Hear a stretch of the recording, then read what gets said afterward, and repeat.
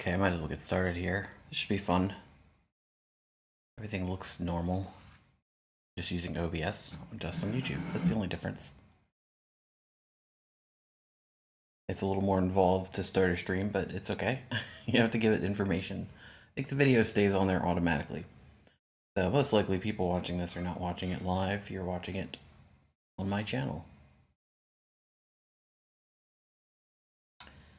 So I'm going to do a coding stream. How weird.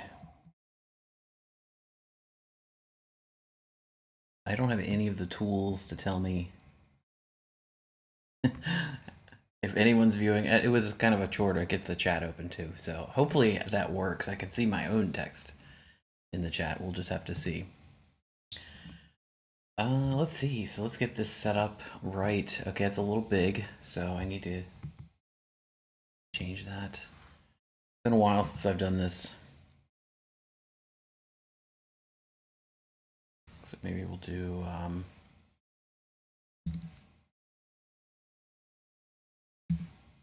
that. Again.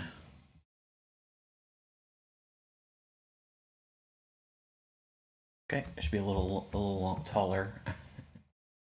I don't know the dimensions. What are the dimensions for 1440? Is it 960?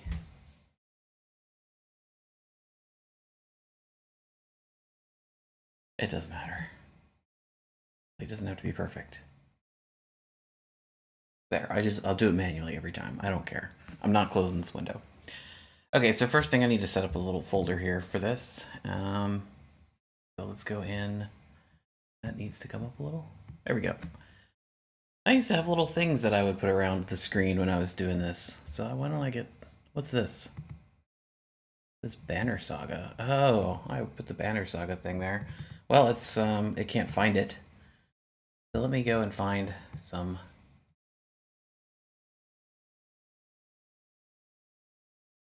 stuff.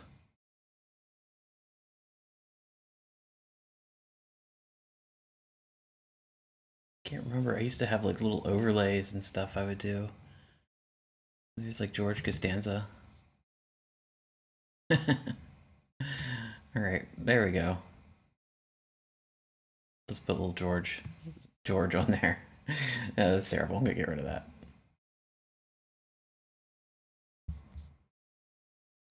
I had a, what was the guy from Contact? Mochi. There we go. I had Mochi on there. So Mochi's always a good helper for the stream. And we'll just flip that. So that Mochi is watching the stream. Okay, cool. Here we go. Perfect. Okay, so let's see. I want to make a new directory, and I'm just going to call it new roguelike, because I've done roguelike so many times. That's a new roguelike. Oh my god, do I have a new retro timer? Like when you tab complete something and you have something really close. And my work computer, there's something with S that I have so many folders that start with S that I have to like essentially type out 4 or 5 letters to do tab completion, and some of them are like 4 or 5 letters long, so I might as well just type the whole name. And I'm gonna make this simple at the beginning. I'm not gonna do the whole. I should start smart, right? You should start smart, making different files and different folders from the beginning. But I'm going to just start with one file. We're gonna call it main.c. We're going to start with main.c, and I will just use Cot Editor for this because I like Cot Editor. So there we go. We have our first file. Let's just go ahead and make sure everything's working.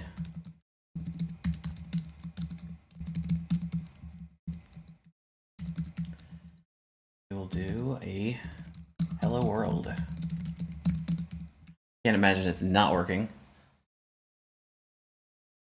But you know, I gotta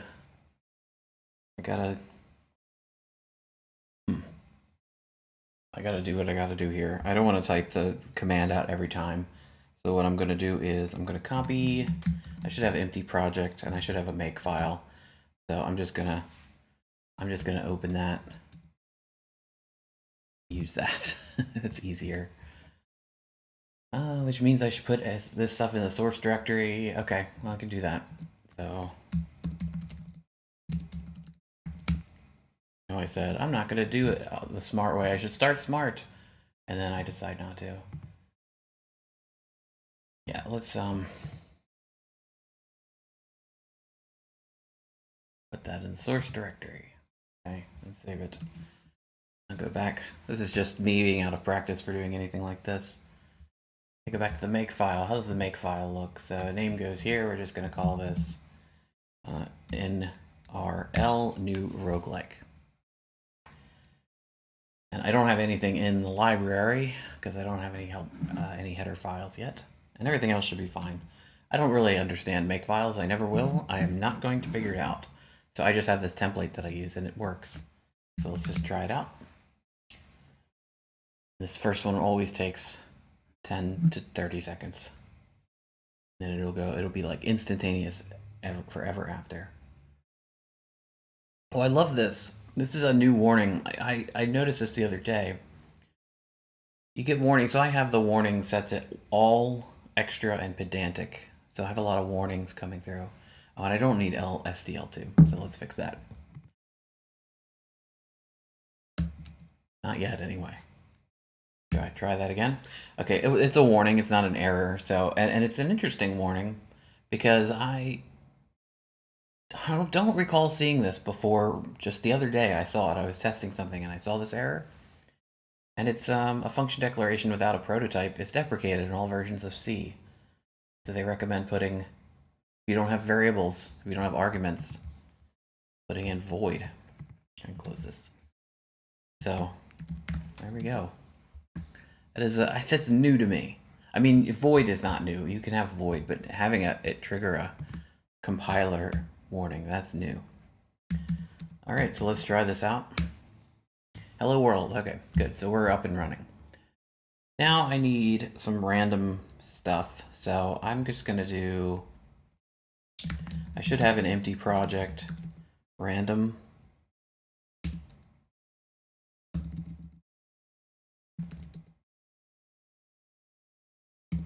Okay. And so I can actually, I should look at these. Yeah, so that's all good. Oh yeah, and you can return the seed. That is great. So I wrote this a while ago, and I've used it successfully in a lot of my programs. I just use it for everything. This is just a random number code, and it's very simple. You just see the RNG, and then this function returns a random number, and it's really simple how it works and what it does. But I hate rewriting it every time I need. So I have this version. I fixed my dialect there because that was like old me likes to really smush stuff together, but new me likes to space everything out. It's more readable. So anyway, so I have that. So now all I have to do is include that in here, and I should have access to a random number. And let's do a 1 to 100. Just make sure that works. Okay, so this is me just checking every step of the way.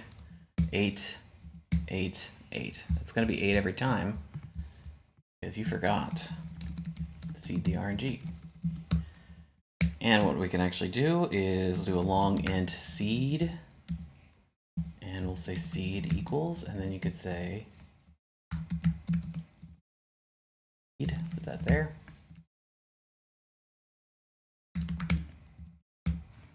So that returns the random number seed when you seed the RNG. So if you want the same random numbers, like before generating a map or something,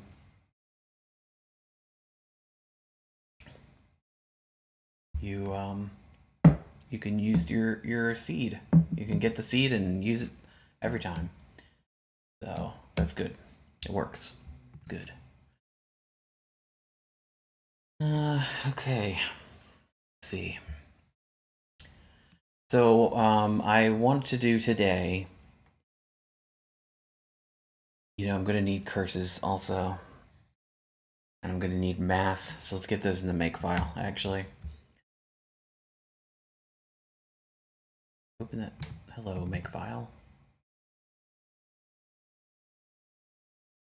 Okay, this has changed too. So I can just drag and drop. Just drag and drop, man. Don't mess about. Just drag and drop. Don't do things simple. Okay, so I do want in here library curses and library M. Is it LM, I think? Actually, I don't need curses yet, so that's going to be, by the end of the day, I will want curses. But for now, I do want math, the math library. You have to link in the math library, which is really weird.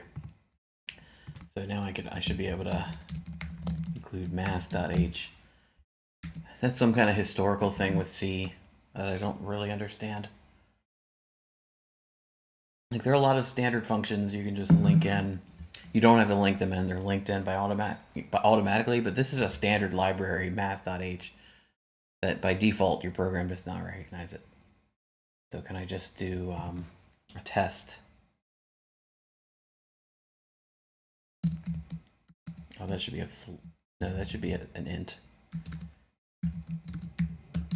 Let's try that. See that it is linking.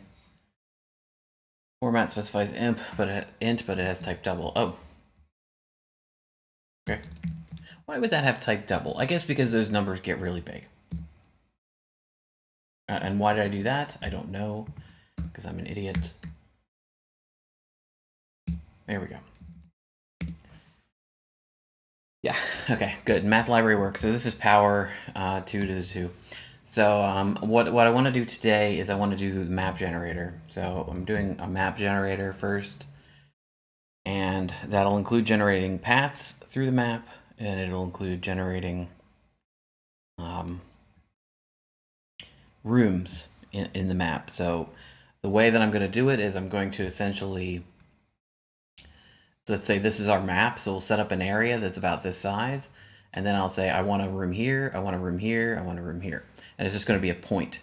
And then I'm going to connect the rooms to each other by a path. Then I'm going to generate one room at a time and overlay it over the point. So if the point is here, the room would go like right there. So that's my primary goal. That's the first goal, is to generate maps, to do a map generation.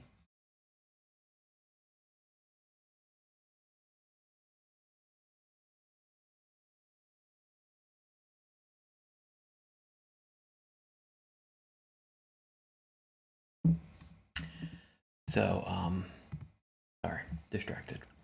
And then if that goes well, I'd like to have a little guy walking around inside the map, and so that's what I need in curses for.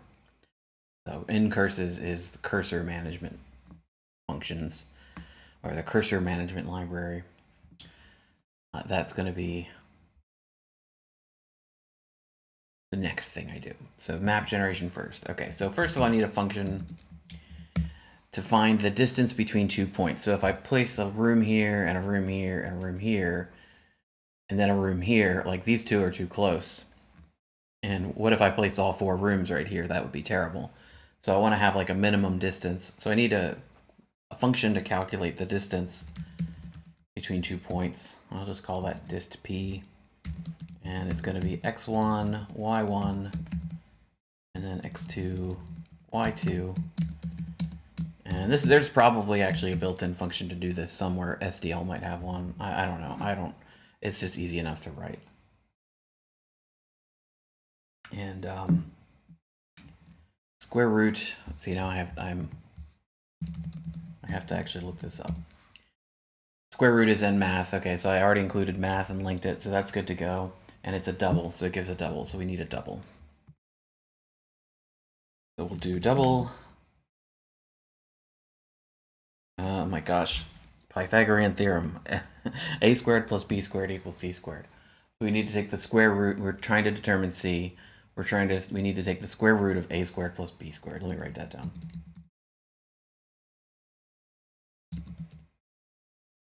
Okay, that's the math.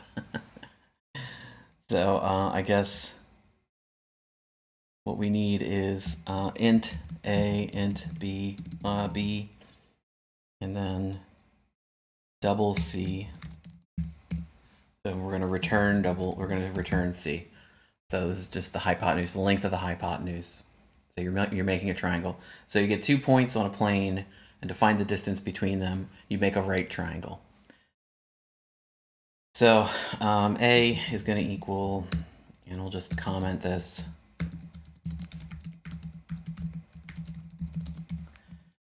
A is going to be x1 minus y1, and it doesn't matter, or no, x1 minus x2.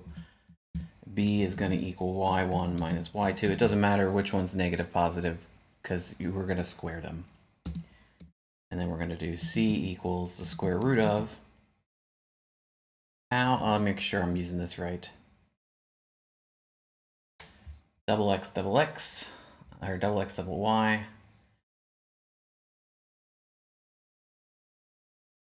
pow function compute x raised to the power y. Yeah, that's pretty standard. So pow a squared plus b squared, and we take the square root of all that, and then we return it, and that's it. Get rid of this. And I kind of don't like having the comment line there, but it's okay. And just test it out. We're going to do a 3, 4, 5 triangle. So we're going to do dist p x1 is going to equal 0, y1 is going to equal 0, and then 3, and then 4. And then that should return a 5 if the function works. And we got errors. Dist p, well, yes, you forgot. You need function prototypes.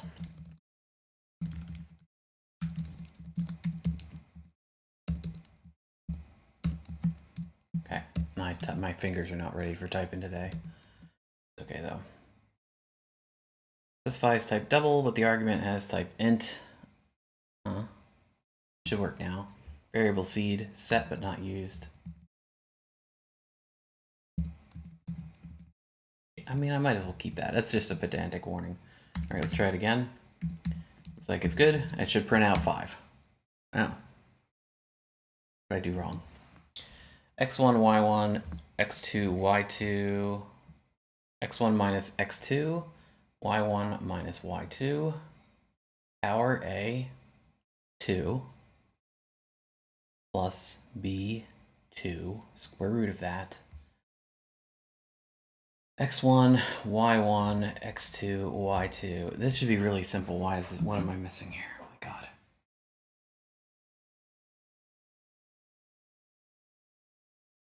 Those are ints. A equals x1 minus x2.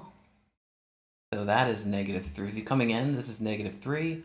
This is -4, and this is 9. And this is 16.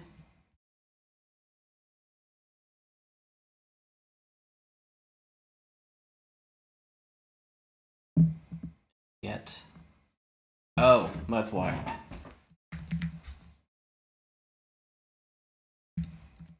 There we go. 5. Hey, it works. Okay. So now I know the distance between 2 points. Tell the distance between 2 points.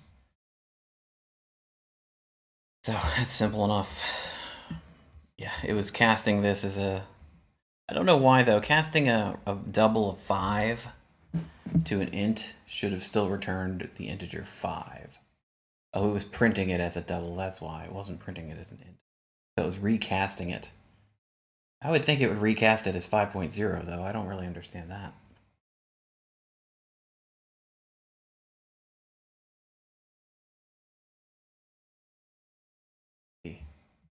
Tell me anything.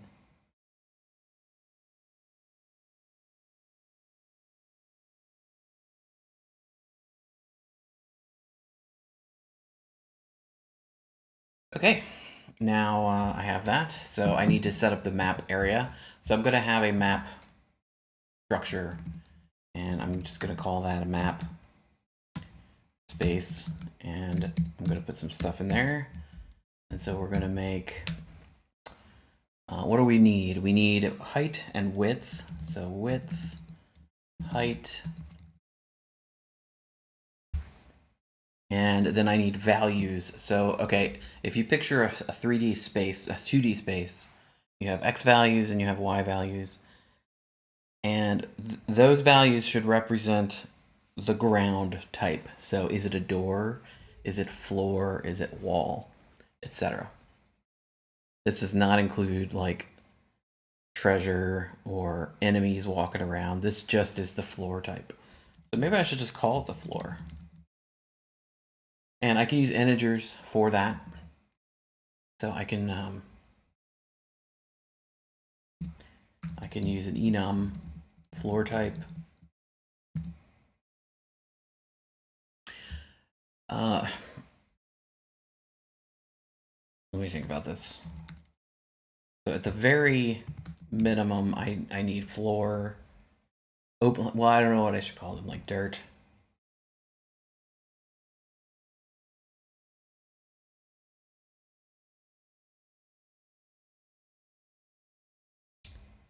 It doesn't matter. Okay, so floor type, we'll just call them floor. I'll name them like all of them will have the word floor before them.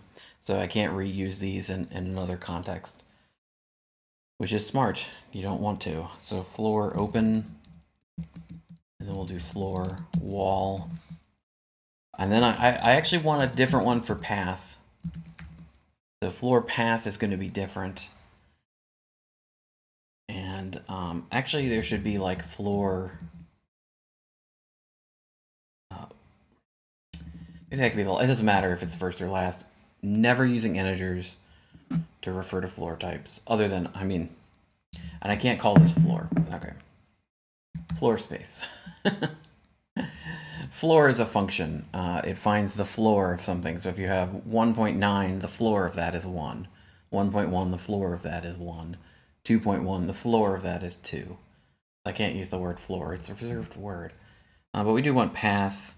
I also want like room.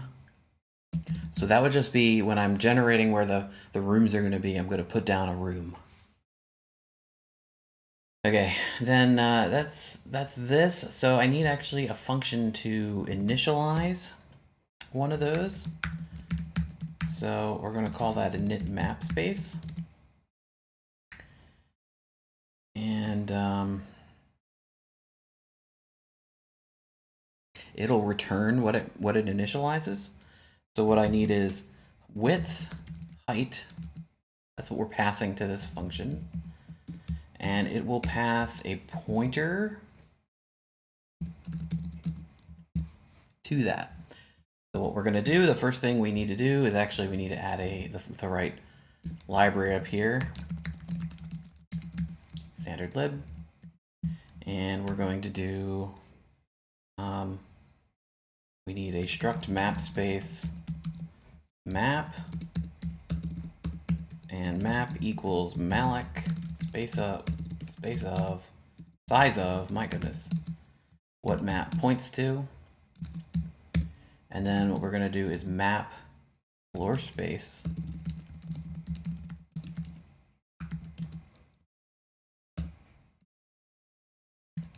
so we're allocating memory for these things. And that's going to be times width times height, and also map width equals width, map height equals height.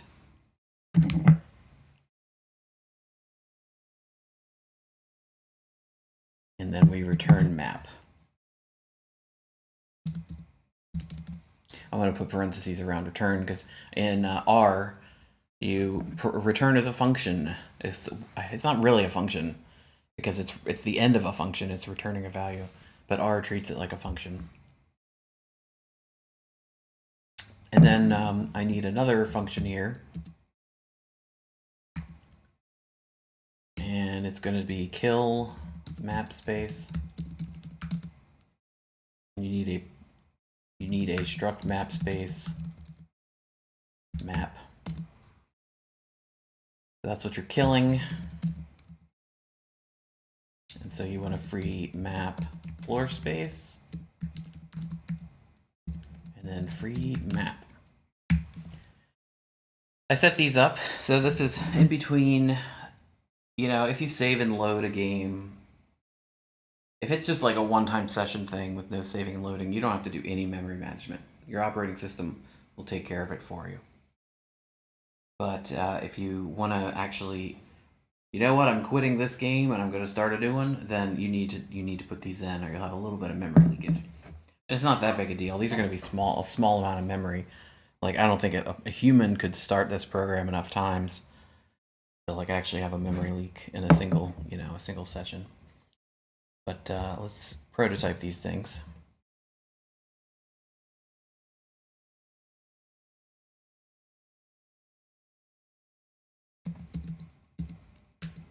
How do I do that? I think I do this. And then we want kill map space. Out of practice with my C style too. I can't remember. I think I used to do what the FreeBSD people do, and I put this little star over here, and then I would do it like this, and then I would space all these one forward. But I actually realized I don't like that. Okay, but let's test this function out. And what is my size of my window here? This is 120 by 33. So I'd probably want it to be about maybe 100 by 25. That's what we're gonna do. Okay, so we'll seed first. Then we need a struct map space, and we're just gonna call it map. Then we're gonna seed, and then we're going to say map equals init map space, and it's gonna be 100 by 25. And then we're going to kill map space at the end, and that should be pointer. Oh no, it is a pointer. Yeah.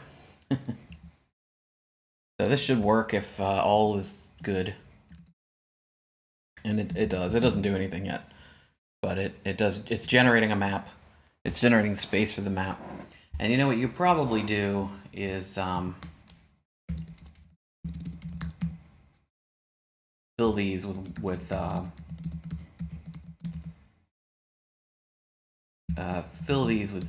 zeros. So maybe I do need. Maybe I make them all walls. Okay. So actually, I don't need to add a whole curly braces thing here. I can do map floor space I equals floor wall.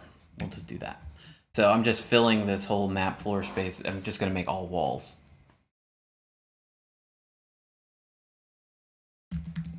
Okay. And I did not use pointer notation. I should for this, but I'm just getting lazy, and I'm just using array notation. It works. I think actually it is pretty simple. You just do this. I don't know if I need to put parentheses around that. Let's just try it and see what happens. Yeah. Oh yeah, and you need to dereference it. Okay. Yeah. Okay, all good. I'm just lazy. It's because I don't know how to do it. That's why. No, I know how to do it. I just have to like turn my brain on and think about it a little bit. It's kind of silly.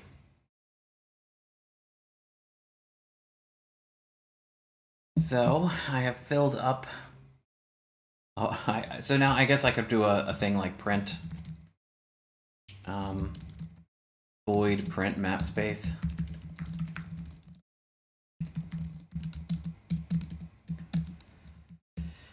And ij say well, this is actually good because I have to think about how do I pull out. So I have a two-dimensional, well, I have a one-dimensional array, which is floor space. So let's say it's 100 by 25. That means there are 25 times 100 elements in this array. But they're just in order. So when you get to 100, it goes 100, 101. But 101 is on the next layer, so I have to actually think about the math here. But it's actually not that big a deal. So what we can do is I equals 0, while I is less than map width. And I should actually start with j.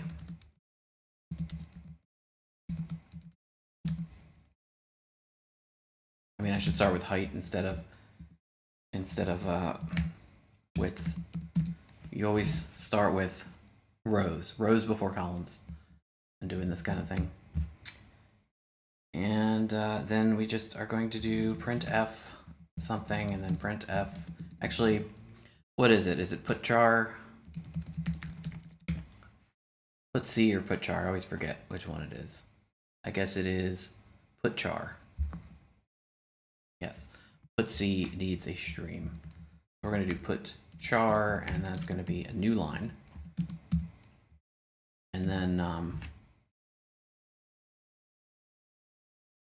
maybe instead of this being an int, I'm not going to have more than 256 different tiles. Am I? I'm trying to optimize already. No, let's just leave it as an int. That's fine. Okay.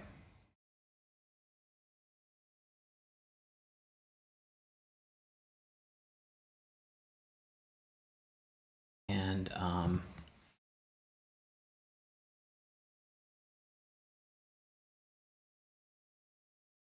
it's fine to just do it as put out the integer. So we're not putting a character. I have to actually format it, so I have to use printf, and we're going to do map floor space, and it's going to be let me think about this. I always hate doing these. Converting a one-dimensional array into a two-dimensional space. It should be easy. So it's j. It's j times 100.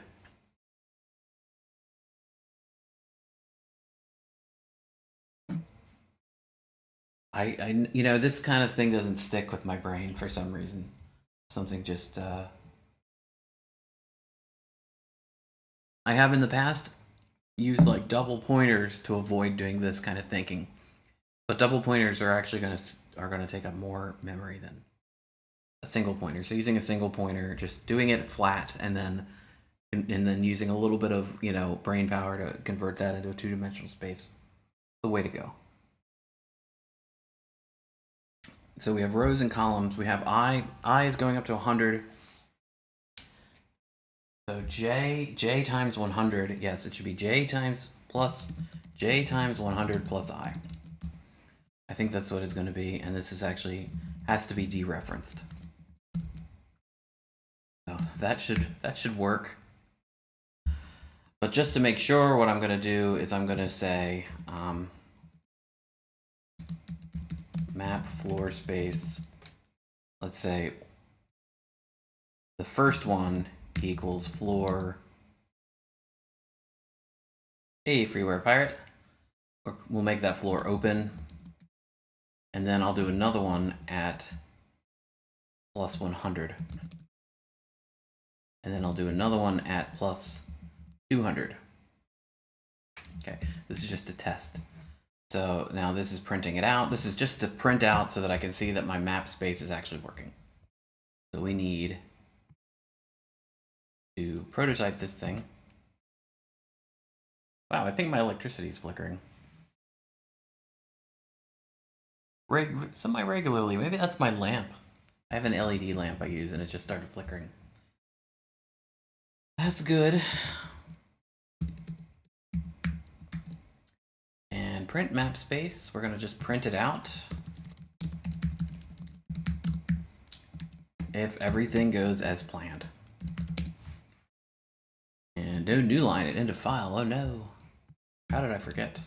I'm usually pretty good about that. Okay, Good, it worked. Okay, so this looks really ugly right now, obviously, because I'm just printing out ones and zeros. But I did set these are all walls, so wall is apparently 1.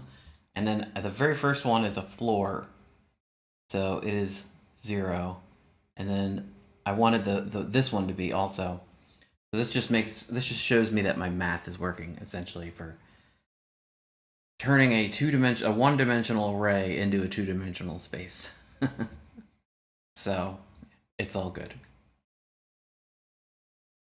So that works. Hooray. Now, I think I could probably, at this point, add symbols to these things just to make it easier. So if I do like floor symbol, and I have 1, 2, 3, 4 right now. So I'll just do floor sim, and let's say floor open should be like a dot. Floor wall should be like one of these things.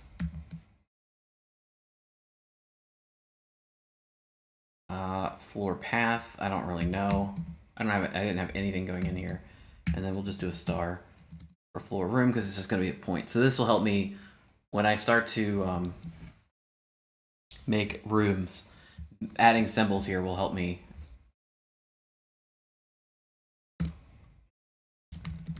Will help me see that my maps are building correctly. So now what I can do is I can put jar.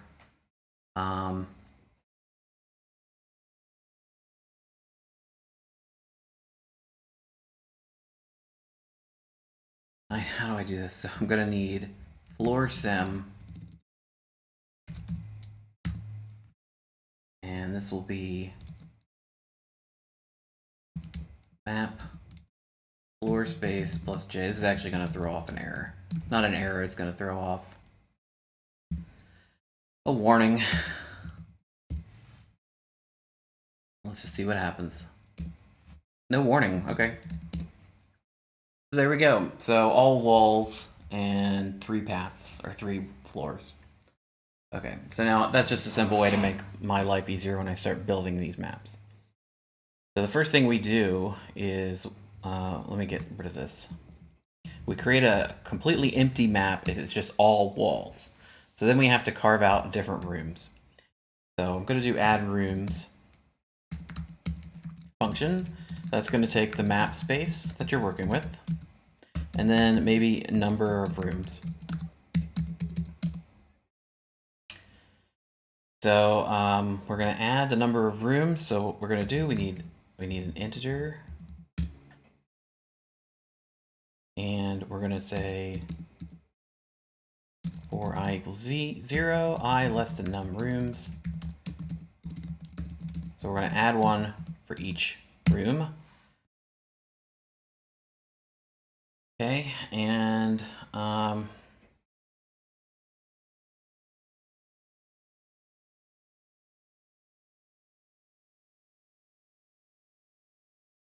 now I'm just thinking I need to actually convert X and Y locations to 2D array. So I need a function for that. So int XY to flat. All right, so I'll have to do that. So I want an X and a Y. So first we're going to do random X equals random 0. So this is your X values. This is left to right. We have up to 100. So we're going to actually do 99. 0 to 99 is the same as 1 to 100. And then Y goes up to 25. So that'll be 24. Okay, then we need to do this. XY to flat. Yes, that'll give us a thing. So we'll say map floor space plus XY to flat XY and dereference that whole thing equals floor dot, I think it was room. Yes.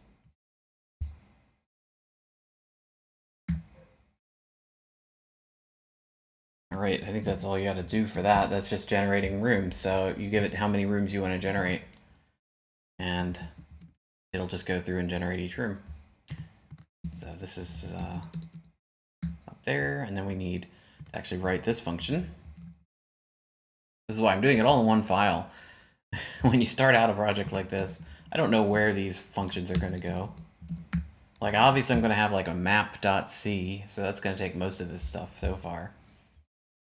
XY to flat. Okay, so essentially what you're going to return is y times 100 plus x.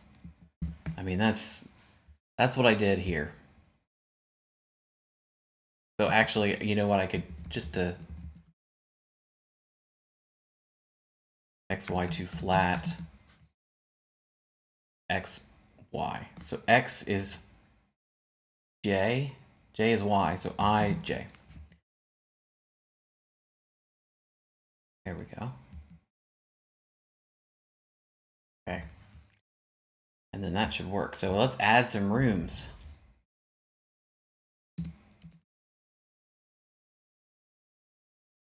And let's just add like 6 rooms. And then we're going to print it out and see how it looks.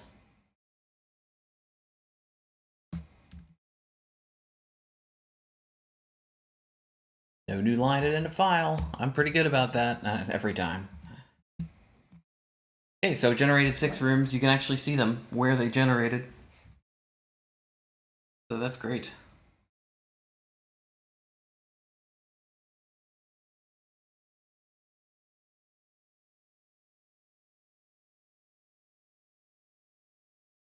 I'm wondering about this. Should I keep track of where the rooms are?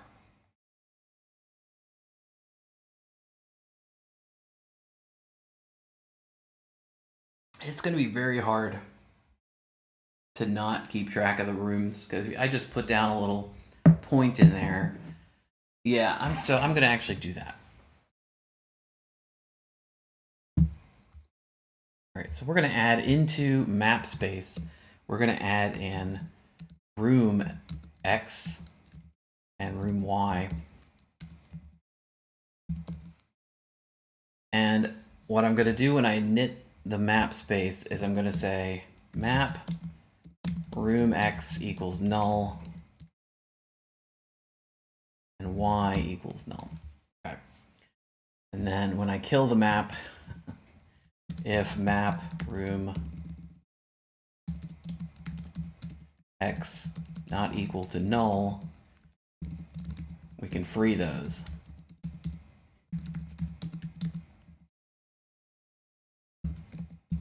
Okay, so now when I make the rooms, what I can do is, so I can actually initialize, let's initialize the rooms. And this would probably be more, this would probably be better if I wrote a whole function to do that, but it's just part of adding the rooms.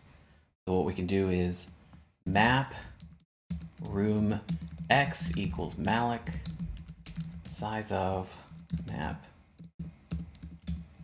room X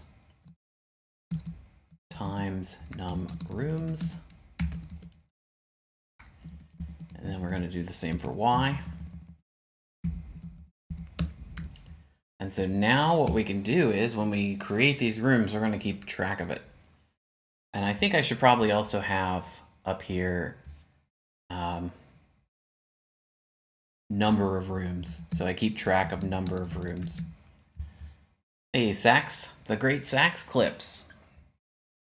Welcome to YouTube.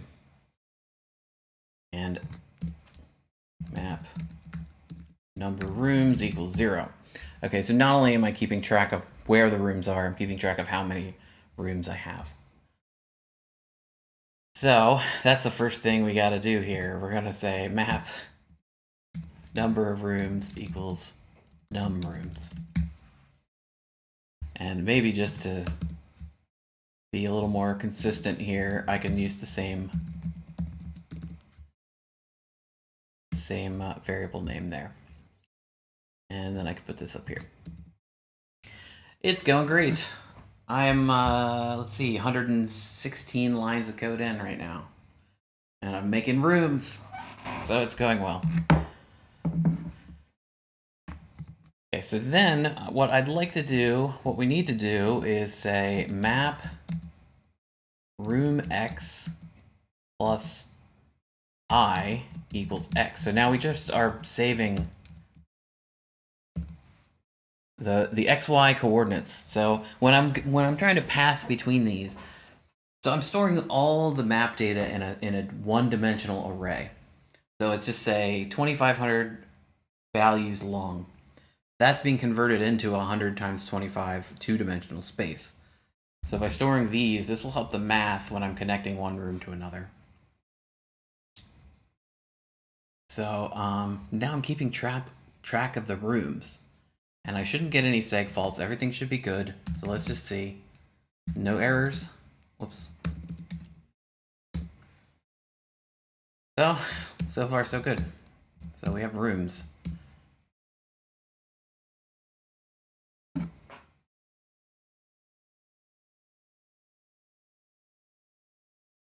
Now there's another thing I need to do, and that is to make sure that the rooms aren't too close, because I just noticed if you look at this map, these two rooms were right next to each other. So I think it's okay to have rooms that close. And we'll just do some sort of Frankenstein's monster thing where we'll generate the two rooms as is, and we'll try to place them down with each other and just sort of Frankenstein, like dither them together. And I think it'll be okay. But what I don't want is to have all 6 rooms like all bunched up. So what I need to do is I need to write a function to calculate the distance, like maybe the average distance between rooms. So that's why I wrote this. This is the first thing I wrote, this distance function. So what we'll do is make sure rooms are far enough apart.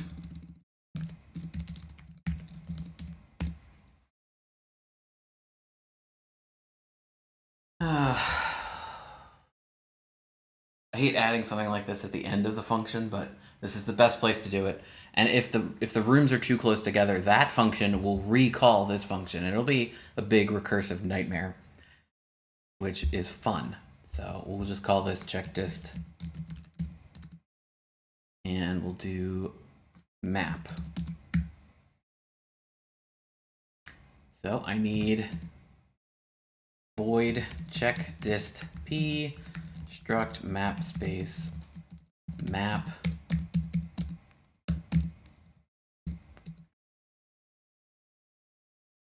and need ij. Do I need ij? How am I going to do this? Let me think logically before I just start going in there. So I've been playing this game, an NES game called Fire and Ice. This is a puzzle game, and it's actually Solomon's Key Part 2, but they call it Fire and Ice in North America for some reason. And I loved this game when I was a kid, but it was too hard. I could never beat it. And then I beat it a couple years ago because it's on Switch Online, so I was playing it on my Switch a couple years ago, and now I'm playing it again, and I want to beat it again. And I'm in like the last world, and I realize when I go in to solve these puzzles, I just brute force, trial and error, like almost everything. I don't actually sit and think about it. And then I brute force it. I'm like, this is not working. And then I sit and think about it for like 30 seconds and solve it immediately. So I need to just think about, like, how am I going to check the distance between these things? So I need an I, because I need to say, yes, I do need an I and J. So we're comparing room I to room J. Got it. Okay, so for I equals, and we're going to say 0, I is less than map in rooms minus 1, and then I plus equals 1. And then we're going to say J equals I plus 1, J less than map number of rooms, J plus equals 1. Okay, so now I'm comparing the distance here. So what would be nice is a count, and then double dist. Okay, and we're going to do dist p, dist plus equals, so we're going to add distance to this variable. And we need x1, so it's going to be map. I already forget what I named this. Room x plus I.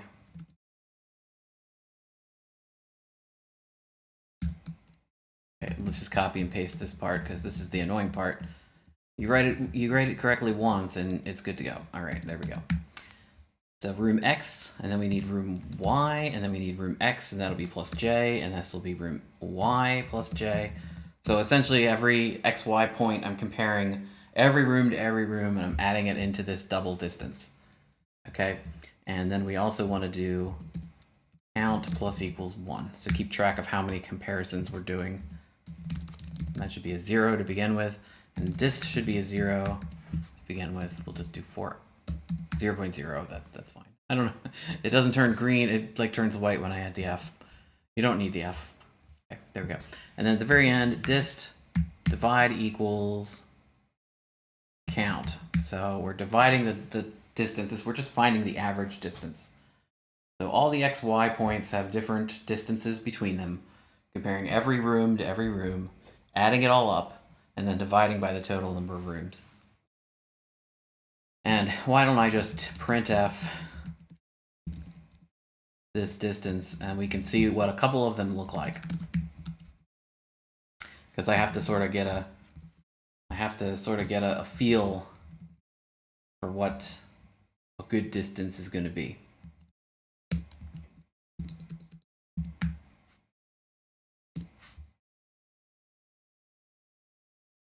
And a new line at end of file every time. I'm going to do that every time. I'm really good with adding new lines. I'll just add 2. And it's a warning. It's not, you know, who cares? Okay, so the average distance between these rooms is 34. The average distance between these rooms is 46. They do seem more spread out. 31, 39, 41, 38. Now it's interesting, the average distance here is 52.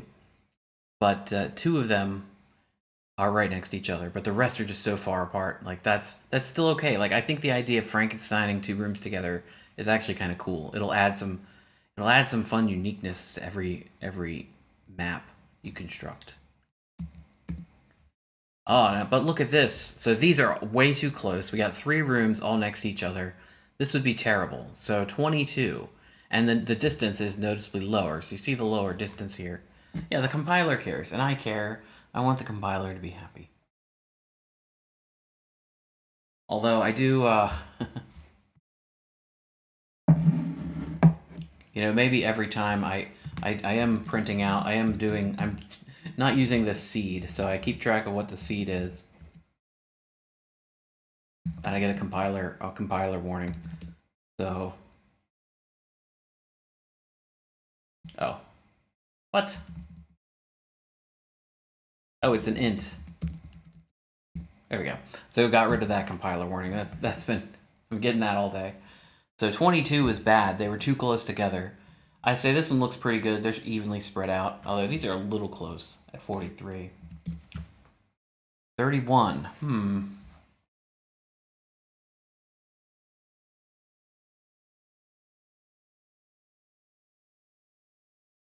The other thing I could do is say, if there are 2 rooms too close to each other, I could just push one away.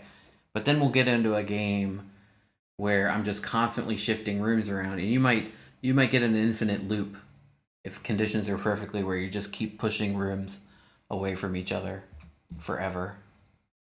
So I think just taking average distance is okay, and I think maybe 30 is my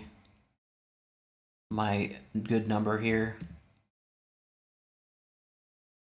It's 32. It's good. Those are 2 closer together rooms, but none of the other ones are close, so that's okay.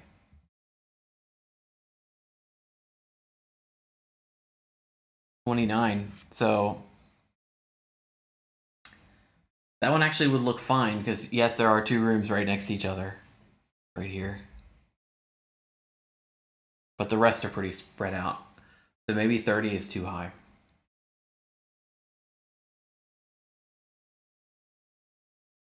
That was 27. That one, maybe that 27. Those are all a little too close. Like we have this whole empty space over here. Okay, so I'll stick with 30. So 30 will be the magic number. So let's go down here into check dist p. And I'm just going to do a defined variable here that I can change at will. So if dist is greater than, no, if it's less than minimum distance, then what we need to do is we need to free map room x, free room y. So we do allocate the memory for those, and then we need to recall this function.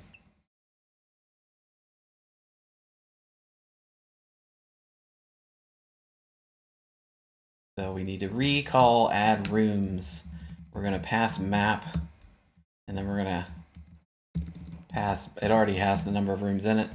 So we're just doing a little recursion here. And I would like to say, oh no, the distance was the double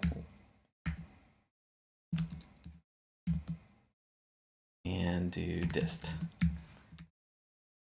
Okay, so that way I can see when this actually happens, that it makes sure that it actually works. And maybe just for testing purposes, what I can do is bump this up to 40. All right, let's see. So 53, good. Our first one was too long. And there we go. Oh no, the distance was 32. And then we redid it, and it became 40. So it's all good. And then it's printing them in reverse order because of recursion.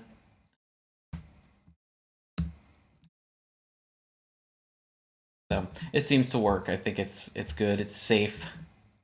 Oh, but it added, oh man. Okay, so you actually have to, damn, you have to remove all the rooms you've added. So I'm glad I did that because there are now 12 rooms. That complicates things. Okay, that's fine. If rooms are too close, void them out and try to add again. So we actually have to do for I equals 0, I less than map n rooms. And then what we do is we need to do floor space plus xy2 flat map room x plus I dereference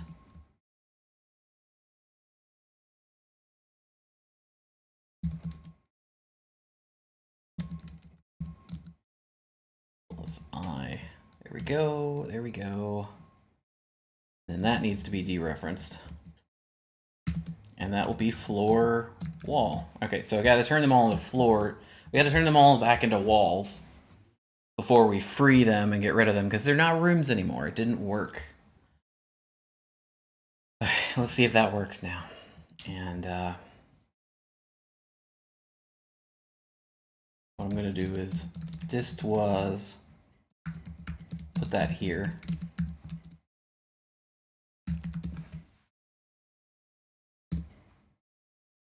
Okay, good. So now it works. So it actually, it ran it. The distance was 37, so my test case is 40. Then it was 27. Then it was 31. And now it's 43, and it's keeping 43.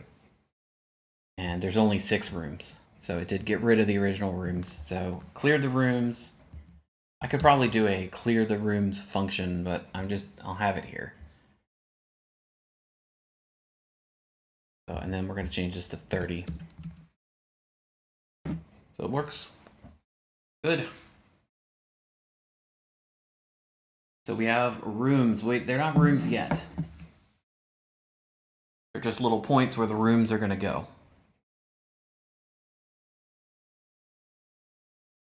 Wow, I'm only an hour in and I've done this much. Feels pretty good. The next thing I have to do is I have to add paths. So I need to path from room to room.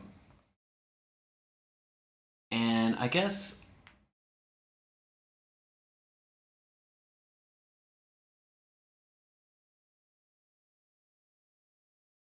I want to make sure.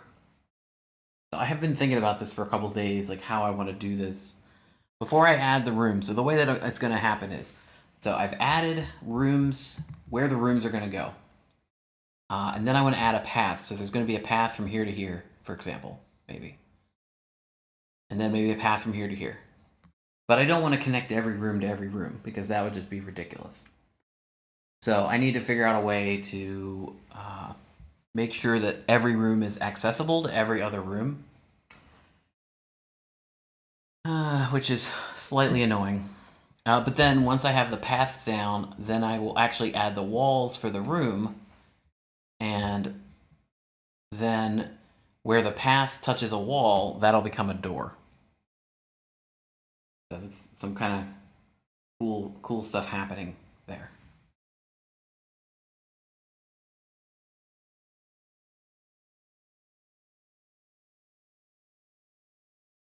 But pathing, how am I going to do pathing?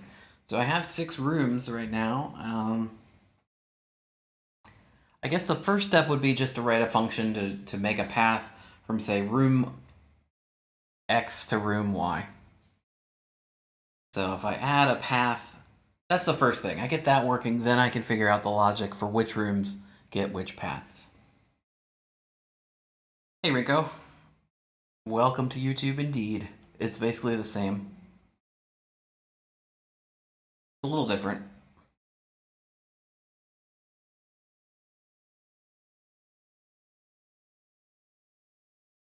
But it's fun. Still using OBS. There's one added step that you have to like give the video description and stuff when you hit start streaming, but otherwise the same as Twitch. So I'm happy here until YouTube ends up banning me like Twitch did. Twitch just doesn't like the things I have to say, so they kicked me off. Alright, so what I'm going to do, I do need to make path. I need a path making function. So make path, and it's going to be, first we need the map space. Then we need map 1, or no, room 1, and a room 2.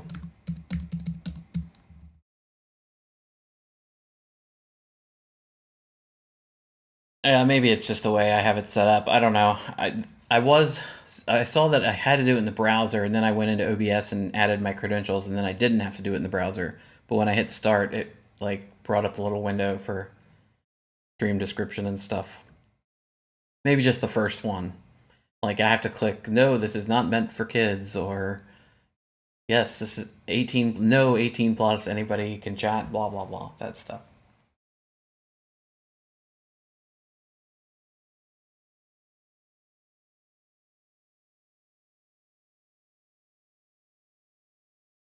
Okay, let's see.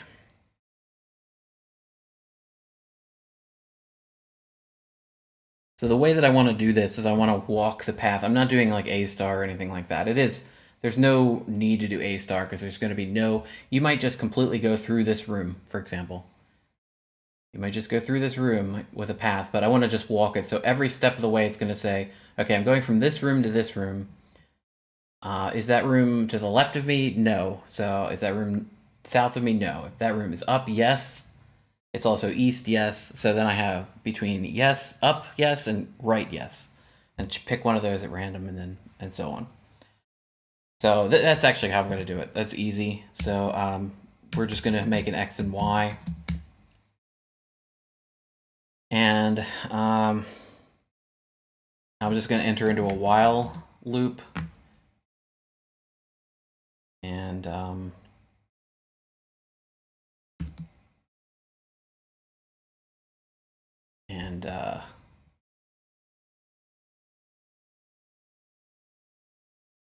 let me think about this. I can't just go straight into the while loop.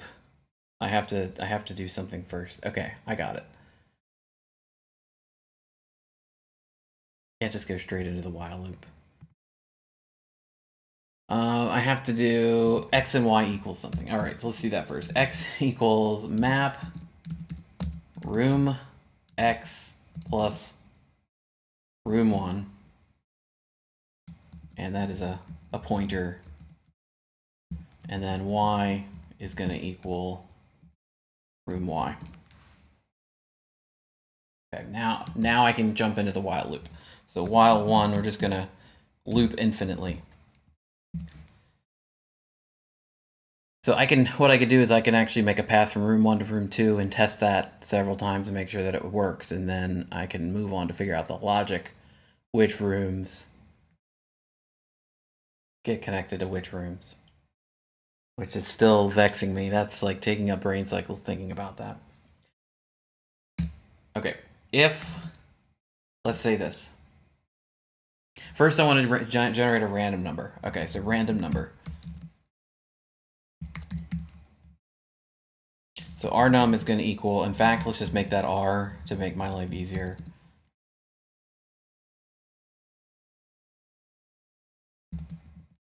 There, even easier. Random, and it'll be between 0, 0, 1, 2, and 3. All right. And then we're going to do a switch on r.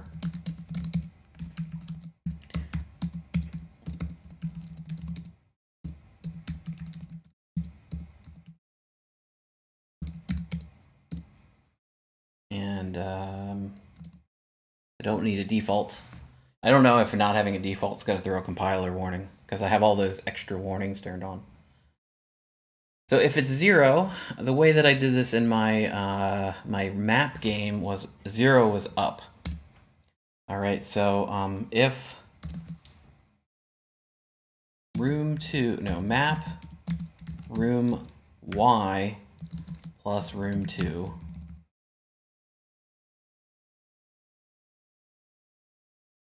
if that is less than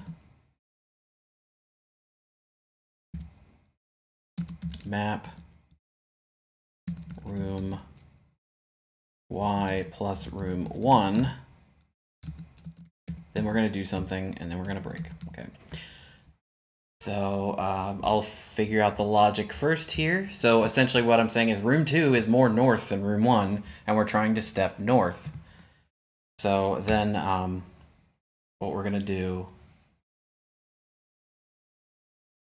and we need a break loop variable.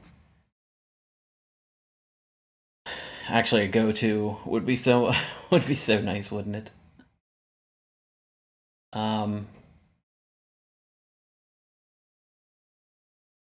Let's see.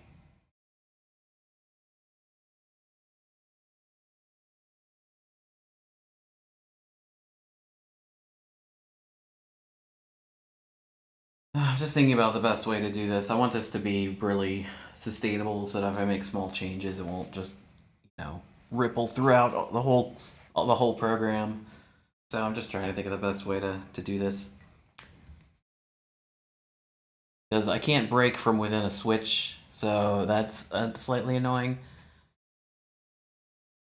Because this breaks out of the switch, and I can't break out of the while loop from the switch. But I don't want to break here, I guess. Yeah. So we'll break out of the loop down here.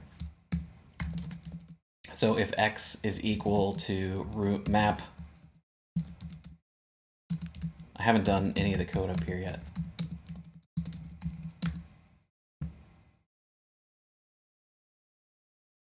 And y is equal to map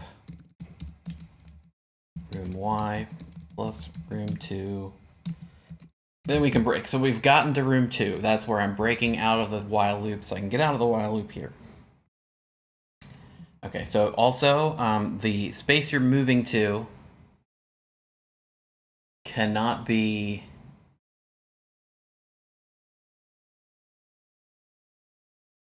It could be anything, actually. You can go through rooms if you want. So I was just thinking if the path goes over top of another room, then maybe we would want to go around it, but we can just go straight through it. It's okay. So Matt will say y equals minus equals 1. And so we're just subtracting y. And then this is straightforward. I can just copy and paste these down here. And case 1 will be east, so we want these to be x's.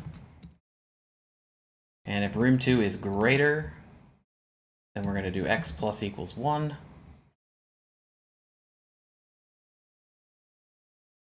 Okay, and then 2 is going to be south, so we just want this to be greater, and this will be y plus equals. And then 3 will be west, so this we want it if it's less than. I mean, if 1 is, if 2 is less than 1, if 2 is greater than 1 going east, this is south, so if 2 is greater than 1, and then going west, if 2 is less than 1. Yeah, there we go. Let's just check everything. Y2, Y1, X2, X1, Y2, Y1, X2, X1. And this should be X. Wow. Minus, Y minus, X plus, Y plus, X minus. Good. Okay, so if the current floor space plus xy to flat, and we want to do x and y is equal to floor wall. So we're writing our path. Then we can actually change it to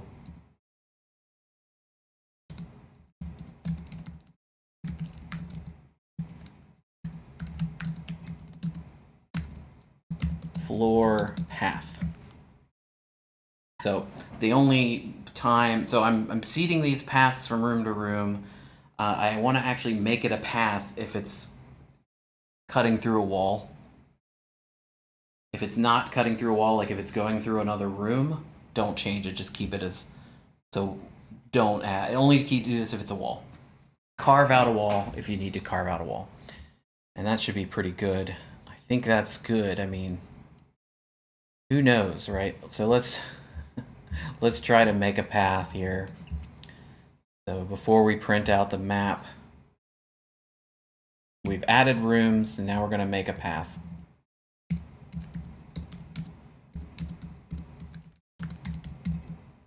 And we're going to go from room 1 to room 2. That's it. See what happens here. Let's see what happens. Compiling is the first step. Okay, we got an error, of course, because I forgot to prototype this thing. I think I copied and pasted it with the intention of bringing it up here, but I forgot to actually do it. And conflicting types and implicit declaration. Okay, so see what we get. Oh yeah, I added a variable that I didn't end up needing. I forgot to take it back out.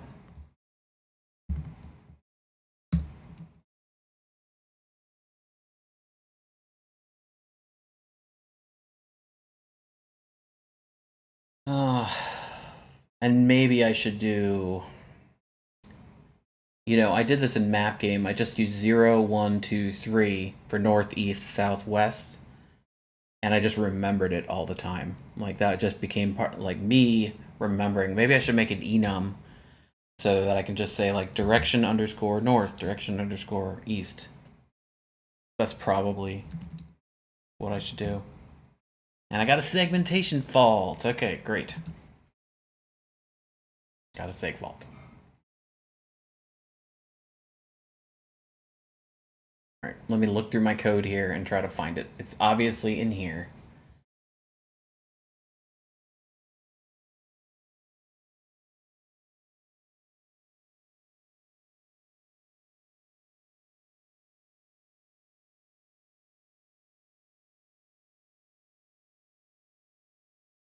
Aha. Well, this will do it. So I did this wrong.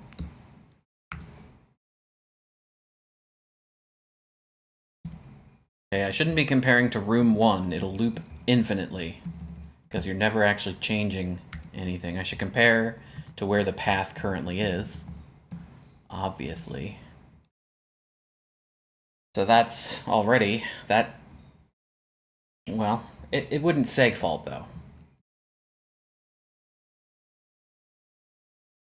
Okay, but it didn't segfault this time, and it made a path. So one of these is room 1, and one of the, I'm guessing this is room 1, because it was probably like go up, and then go up, and then can't go anywhere else but left.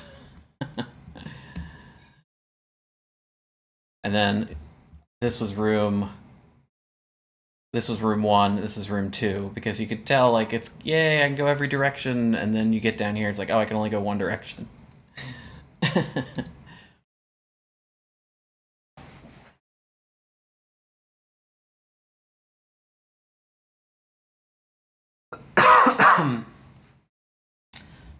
Oh, that's a pretty cool looking path right there.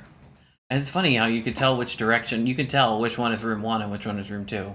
This is room 1, this is room 2, because it's going down, left, left, down, left, down, left, left, left, left, left, left, left, down, left, left, left.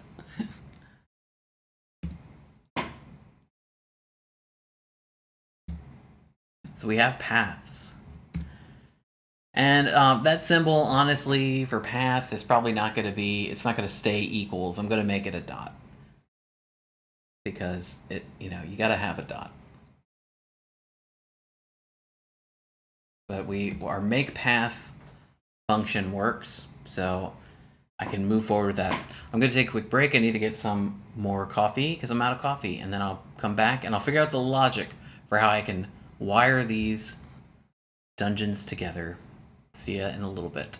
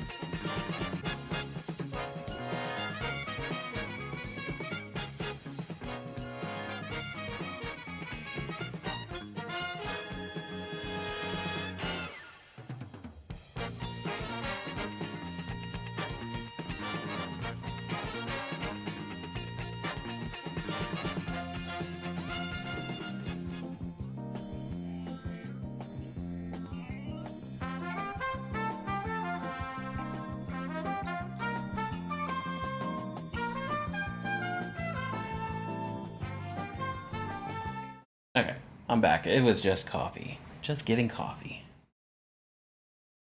Okay, logically, how do you do this? How do you connect the dungeons? I think I could move on and figure out how to actually, you know, make a room and then place it down on top of the other rooms. But I think instead of doing that, I want to figure out how to wire up the dungeon first.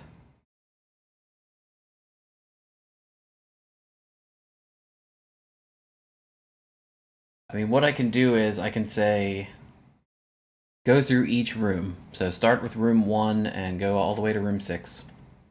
For room 1, attach it to a random number of other rooms.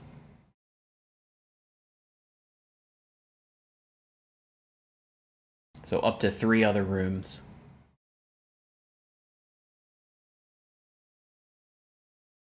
Do that for all of them. The thing is, you're just gonna make too many paths. Or not enough. You might make not enough paths. So I need to verify. See, this is me brute forcing again. Wanting to just brute force, I want to just try that. So I think I will try that. Let's just try it. This is make path. So what I need to do is void make paths.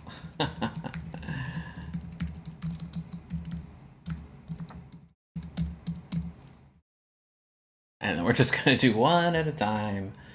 All right, so Yeah, because you could get a whole like half of the map connected to itself and then the other half connected to itself, but they're not connected. So you need to make sure both halves of the map are connected. And I'm sure this is where like A star or something would come in. So you could test, can you get from room 1 to room 2? Can you get from room 1 to room 3? And move through all of them and just try one at a time. But yeah, so maybe that's what I need is like a check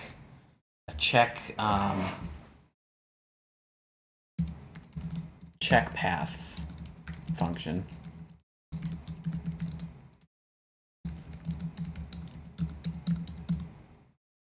Yeah, that's what I'll do. So that'll be after I write the actual thing. This is how I did it. I've done it like this before.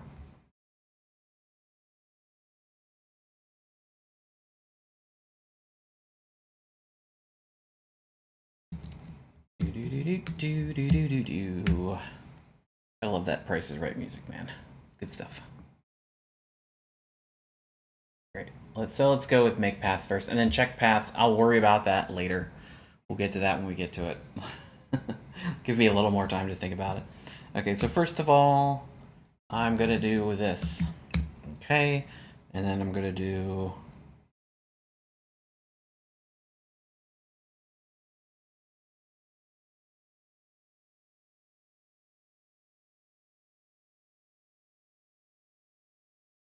I don't want a room connected to itself.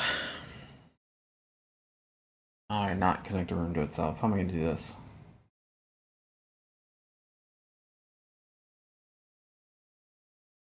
Well, brute force. We'll figure it out when we get there. All right. For I equals 0, I less than map number of rooms, I plus equals 1. All right, let's go. We're gonna go through one room at a time.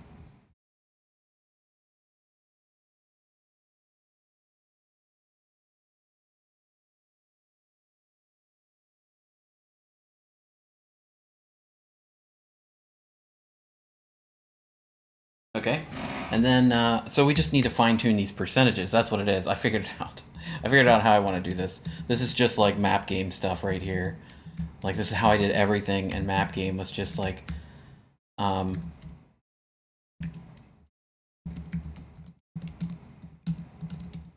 if j is equal to I, continue. All right, so we don't want to do that. Okay, we want to generate a random number.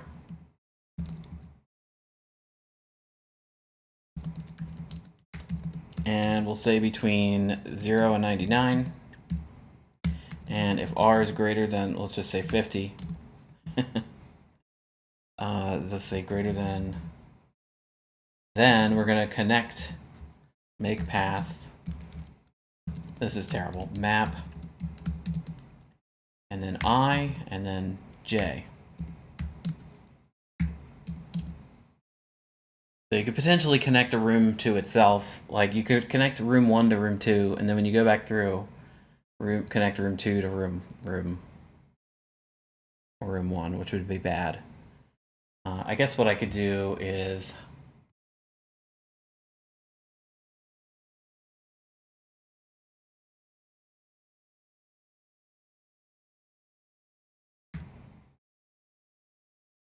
I could do this.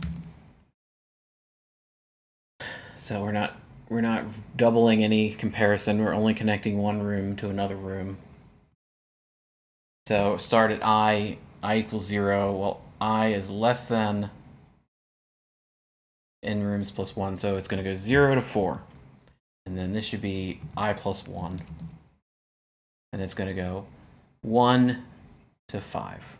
Yeah, that should be good. Okay, very simple. Just first attempt. Unused parameter. Yeah, I didn't even use that function. Non-void does not return a value. Okay. All right, there. Get rid of that. Unused parameter. Yeah, I know. Okay, it's fine. Let's just see what happens. Okay. Yeah, because I didn't actually call this path, so I didn't call this function. Let's call this function make paths. So I have make path, and we're just going to pass this. There we go. Okay, whoa, look at that. We got some paths, man. 50% might be too high.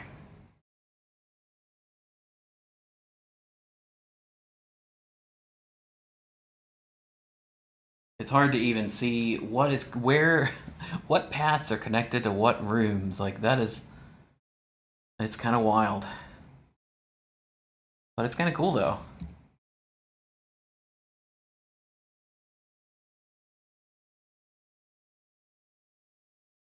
You can see a pattern emerging.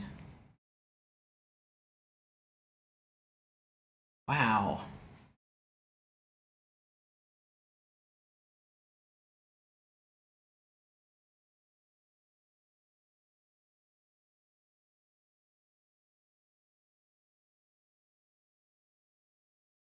Okay, I realize now that I'm doing this, these are not, up and down movement is not as much, a left and right movement is less than an up and down movement. An up and down movement, you're moving one, like moving 4 here, up and down, is way more than moving 4 left to right. It's about double. So maybe I should give half as much chance to go up and down. Let's do that in my make paths thing. So we actually want to do, we want to add 2 more to this. Case 0, case 1, case 2, case 3, and then case 4, case 5. There we go. So giving left and right movement twice as many chances to happen as than up and down, essentially.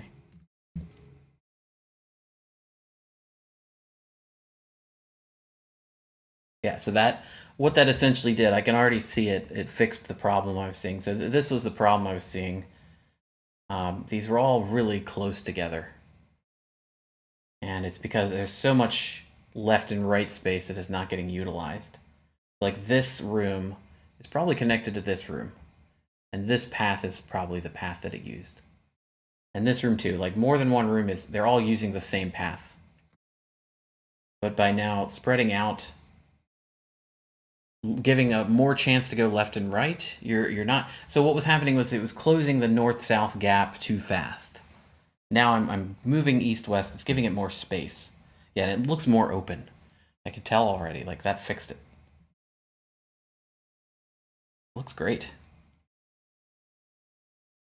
Now I don't have the check path logic in here, so I don't have the ability to make sure that every room is connected. So you could actually have an unconnected room. And that we do not want. So that'll come later. I'll figure out how to do that later. How I want to do that, I can think of a few ways. I don't want it to be, it's just right now the way that I'm seeing it is going to be like a lot of if statements. It's just like if else, if else, if else. So I'll figure it out later.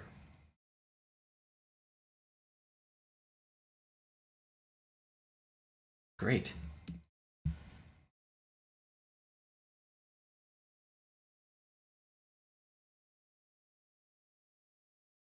Okay. Now I can make rooms. So I've made the path. Now I need to make a room. A room is going to be a mini map space. So we're going to do this. It's going to be struct map space, and it's going to be a pointer, and then it's going to be make room. Okay, and then it's going to, do I need any arguments here? I don't know. Right now, I don't know. Where do I want the space to be specified? Maybe in here, like int max width, int max height, something like that. And then what I want to do is a void, no, yeah, void make maps.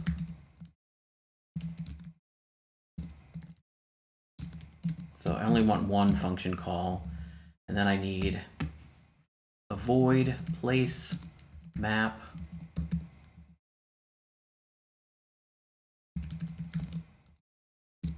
and that should be, hold on, I'm calling them maps. They are maps, they're map spaces. Make rooms, make room, place room.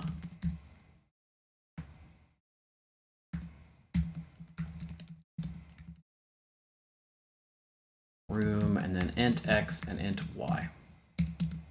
All right. Get all these functions ready to go. Think out the logic first of how I can see it happening, and then that'll help me later.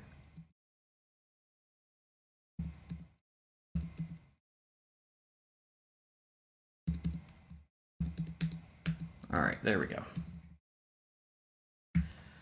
This will be so nice when I don't have it all in one file and I can split it up into like map.c and room.c.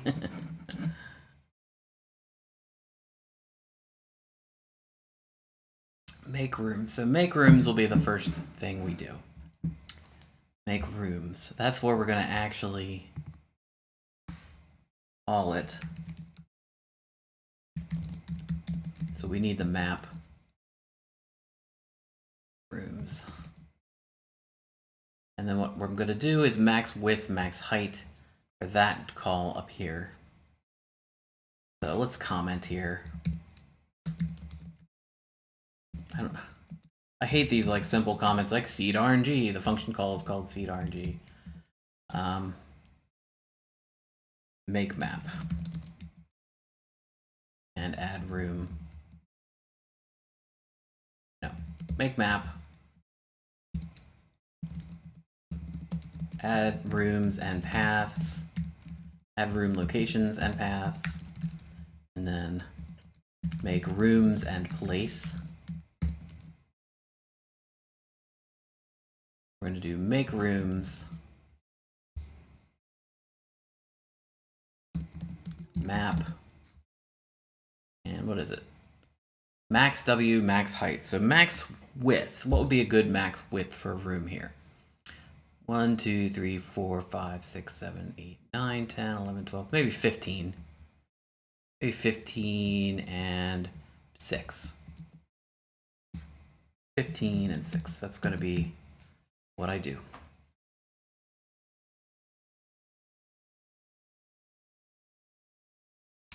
Oh, and I don't need a place. Don't need a place room function because I'm going to do these one at a time. Place them, make them, and then place them.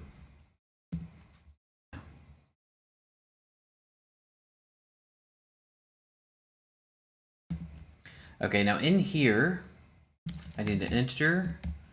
I need a struct map space room.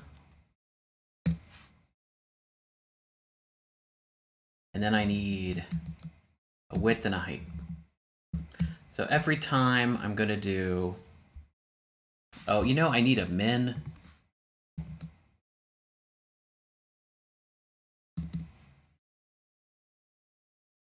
Okay, I figured out how I'm doing this now. I'm going to do it a little better. Int min height. Okay. Then I actually want width and height. I don't want this function, the make room function. I don't want it to have to do the random logic. So let's just fix this. We're just giving it a width and a height. And it's going to make the room. So what does that function do then? Do I even need that function?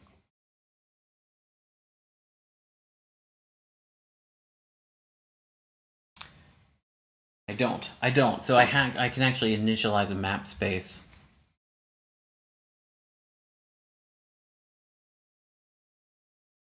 I should just make a new structure and call it a room and not use the map space. Because the map space, what is it doing? What does it do when you initialize a map space? It makes it, and it fills it with wall. It's okay. It's all right. What we will do is we will make it a map space. Okay, so I'm changing this around. How many times is this going to happen, you know? Void, we do want to place room. And it's going to be struct map space map struct map space room, and then int wh. So that's perfect. That's what we'll do. And this needs int min w, int min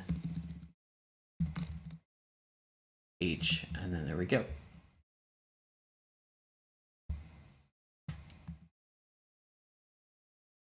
And this should be a void, probably. A void. Just do a void for everything. I was commenting on something on Reddit and talking about pointers. Somebody replied like, well, actually, pointers, all pointers are void pointers. They're just cast as integer pointers. Like, whatever, man. That's not an actually. That's not true. All pointers are void pointers? Not really. I mean, all pointers just point to memory space.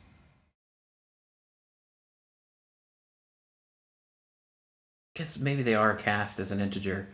So a pointer points to a place in memory, and if it's an int pointer, it tells you, okay, you need 4 bytes. So look at this memory location, and then the 3 bytes after it. That's all a pointer is. Hey, an assembly language is all pointers. Pointers to pointers. Everything's pointers. Okay, how was I going to do this? So first we need to generate width and height. So random min width, min max width, and do the same for height. And then we want to do init the room equals, oh yes, and we want to do this for I equals 0, I less than map number of rooms, and then I plus equals 1. So we're going to do this for every room. Init map space, and it should be room width and height, right? Yes. And then I actually need to carve out a room.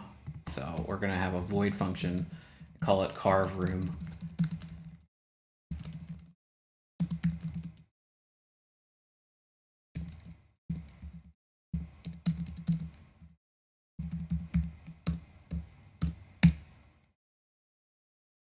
Right, and that's going to be int ij, well, initialize the room, then carve the room. Do something else, place the room, map, room, map, room x plus I, dereference.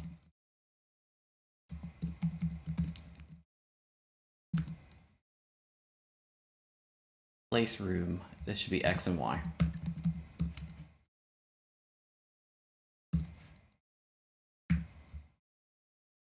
Sure, I have that prototyped right. Actually, it doesn't matter if you have int w and h up here. It doesn't matter if the variable names are different in your function prototypes. They can be different as long as they're both integers. That's all that matters. That can be very confusing though if you do it that way. So it's good to fix it. I just use a text editor for coding though, so it's not like I'm using an IDE here. Okay, so carve the room, place the room, then we're going to kill the room. I think it's kill map space. Like that. Kill map space. Yes. Carve room. Okay, so we have to carve the room. For I equals 0, actually 1, I less than room width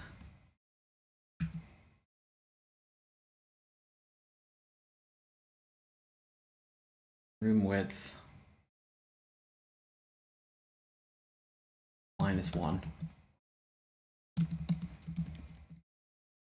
And then this will be J, and actually I have these backwards, so we'll always go with rows. Rows first.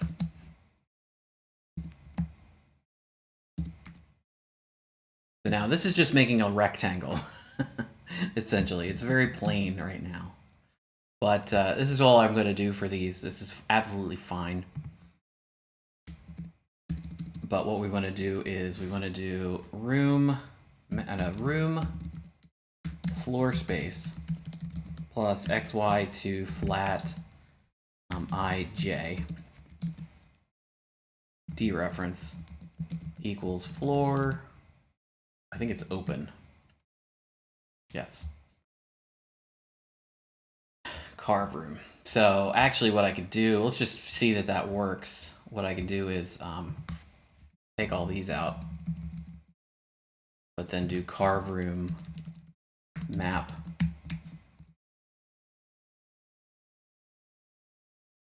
Okay, got a lot of errors here. We'll see what they are. Okay, prototype for that is all kinds of effed up. Got a comma. And how's make rooms look down there? Looks fine. Okay. Carve room. Did you mean carve room? Carve room. Yes, I did mean carve room. Thank you. Thank you for asking. I don't know why I didn't put an underscore there. Too many arguments to function call. Expected to have 3. Aha. Of course.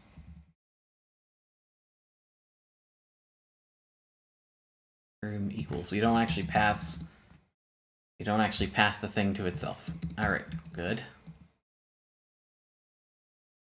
And then a bunch of unused parameters. So I'm just seeing if carve room works. So whenever I make a room, I make an empty map space, and then I send it to carve room. And this is what it's carving out all the walls on the inside. So I just did it to the whole map to make sure that carve room works. So now we have one giant room. So it works. Good.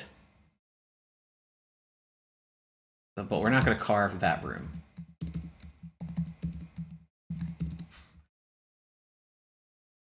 Okay, go back up here. So carve room works. We can check that off. So we do have make rooms. For each room, we're going to go through, we're going to generate a random width and height.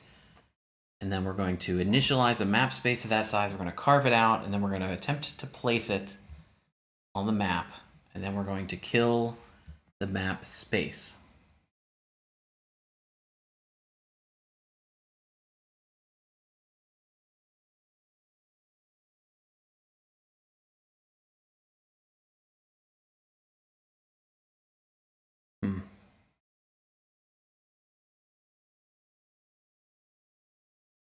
I have to think about math. I have to do math. Geometry, geometrical math, always very, very weak space of mine. I think about geometry and Cartesian planes, but there's so much of that here. But the make room functions is done. This should work. I can't see any reason why this wouldn't work.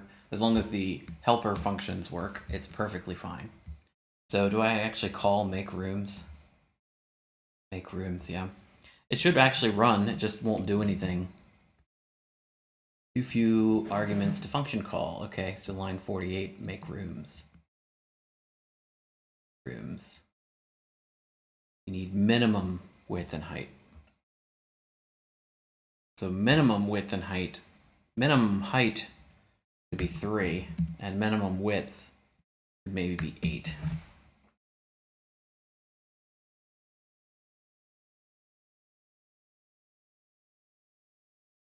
Okay, at least it compiles, and it still runs fine. So it's perfectly fine. Now we just have to place the rooms. Okay, so here's one. I will definitely need to get that check paths thing working, because here's a room that's not connected. Can't walk to that room.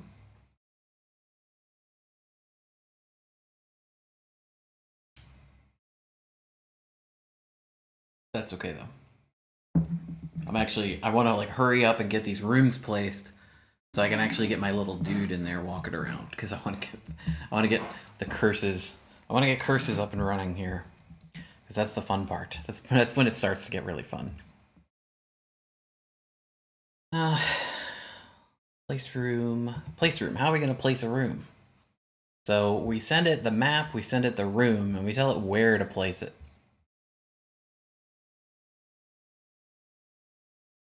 So I actually want to make the XY values. So I need to do a little checking. So if I get a room here and it tries to put it up here, it won't work. So I'll have to slide it down and do the right. And this one down here, if I try to put a big room here and it's going to go off the map, this is not memory that I have access to right here. It'll segfault. Or worse, it won't segfault, and it'll just overwrite something else. So what I have to do is actually do some logic to make sure that I place these right. So the first thing is to actually, I'm giving it the XY value, that's the center. So I need to calculate, I'll say the upper left corner.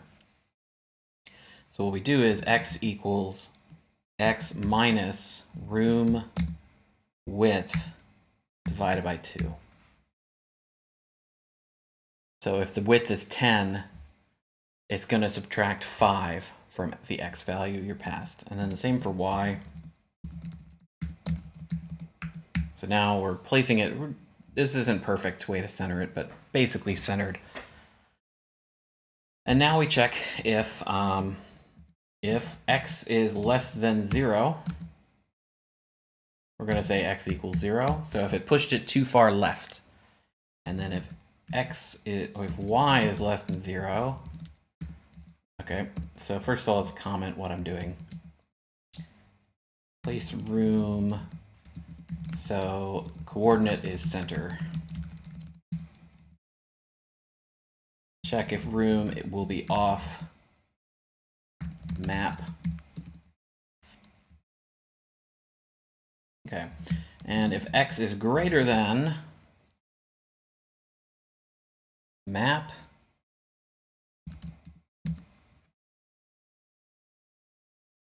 width minus room width. Hang on, let me think about this. So if x is, let's say it's a 10 by 10 space and you're trying to put a 5 by 5 over at 8. 6, 7, 8, 9, 10. And you actually want it to be 1 further to the left, so you want it to be 5. So yeah, this should work, room minus w. And I think maybe minus 1 more. X equals map width minus room width minus 1. God, that's terrible. So we're just moving the rooms around a little. This should be height.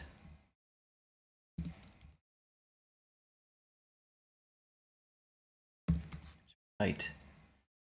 Y equals map height, room height minus 1. There we go.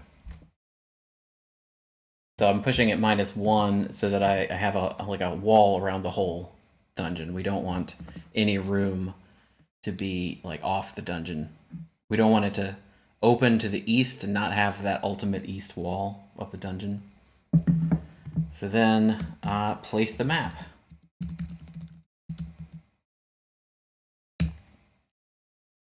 So easy enough. Now what we do is we need some variables for this, of course. We're going to do a nested for loop, my favorite thing. I equals 0. I less than room width. I plus equals 1. And we want to actually do j first. J less than room height. J plus equals 1.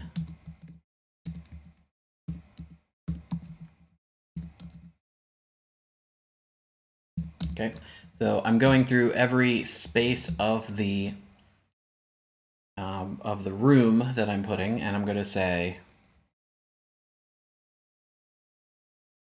map floor space plus xy2 flat, and then we need x plus I and y plus j. And then we're dereferencing that whole thing. And we're going to make it equal to room floor space plus xy to flat I j. I'm just doing a straight up copy. I'm not, I need to add some logic in here to not copy in every case, but I want to just get this working first. So if this works, then I can add a little more logic. So let's just see what happens. No member named y. Okay, so that's fine. This should be height. I don't know why I was doing that. I did that twice. There we go. So I've added the rooms.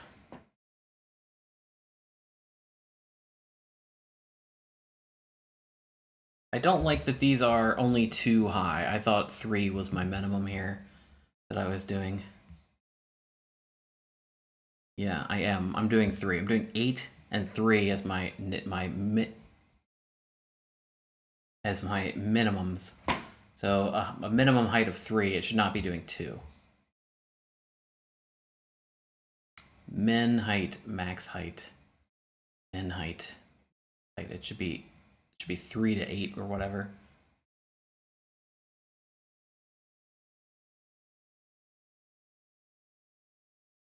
That's okay. That's okay. So we'll figure this out in a minute. I just want to look. Let's do a couple of them here and see if that happens multiple times. So you can see when rooms are close together, you do get little Frankensteins happening. This looks like this should be connected to this, but it got cut off. Oh, that's the wall. Okay. Yeah, that's the wall.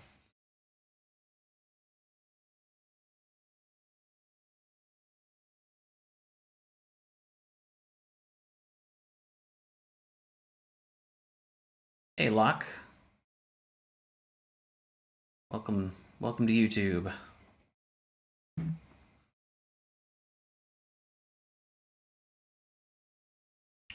Enjoy the strange emotes that YouTube gives us.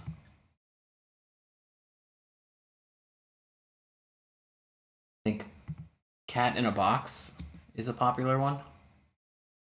There's also another cat in a box.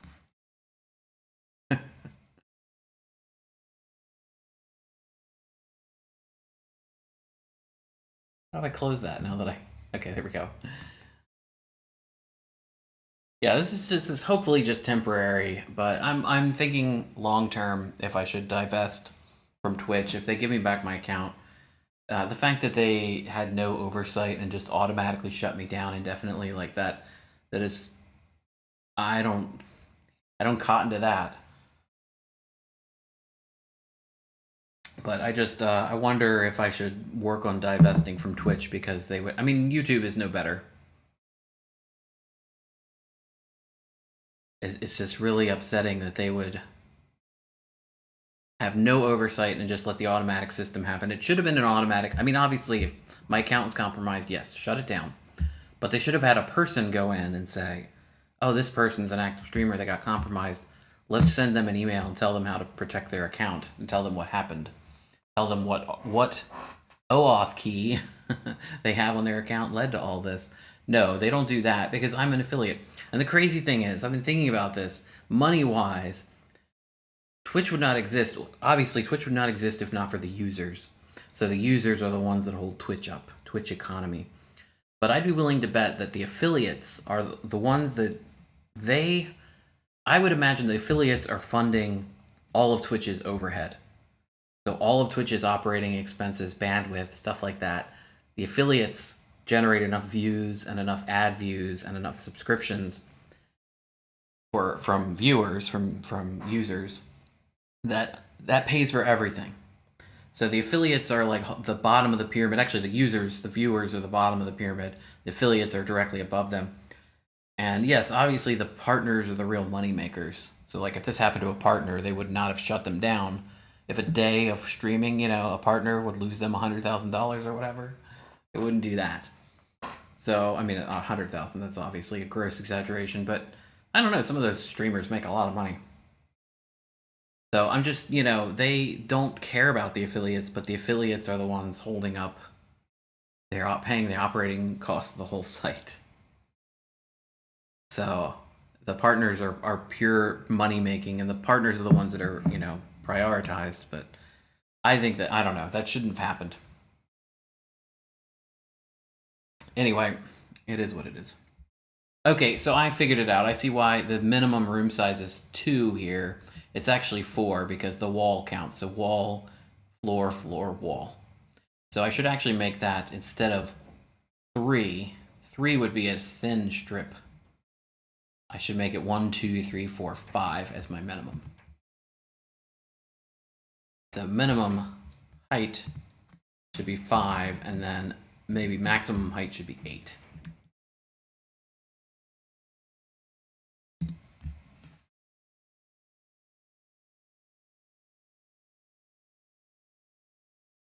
Beautiful.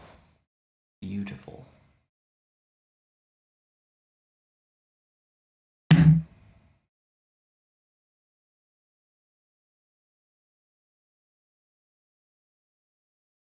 Yeah, it just happened to be, you know, it happened to me. Yeah, it's the second one was all the way to the right for me. They're like all the way at the end, and there's another one. What is that? Chill with dog. That's another one. I can't even tell what that is. Oh, it's just a dog. Sorry, zooming in. Yeah, silly Twitch. This actually looks pretty good, but one problem I noticed, so what I was saying I don't want to have happen over the east side, so I've got that. It's pushing it enough to the left, but I forgot that this should actually be 1 and not 0. So let's say if this is less than 1, that should be 1. And there's a classic path making problem right there. We have 6 rooms, and 2 of them are connected to each other, but they're not connected to the rest, and the rest are all connected. So I just started this today, just 2 hours ago. So this is where I have to... What happened here? So this looks like there's 2 rooms happening here, because this... What is that?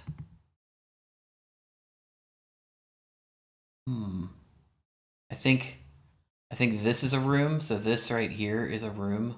I think there was a room right here as well.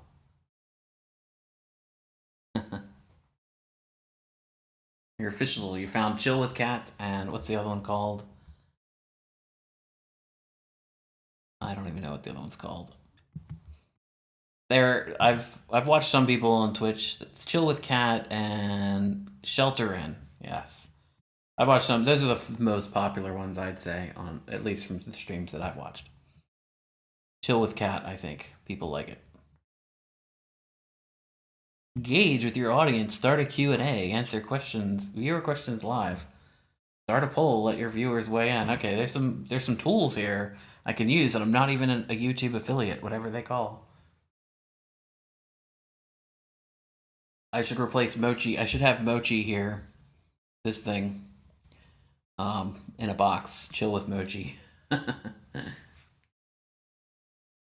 Oh, Sax didn't even mention Mochi. I'm surprised.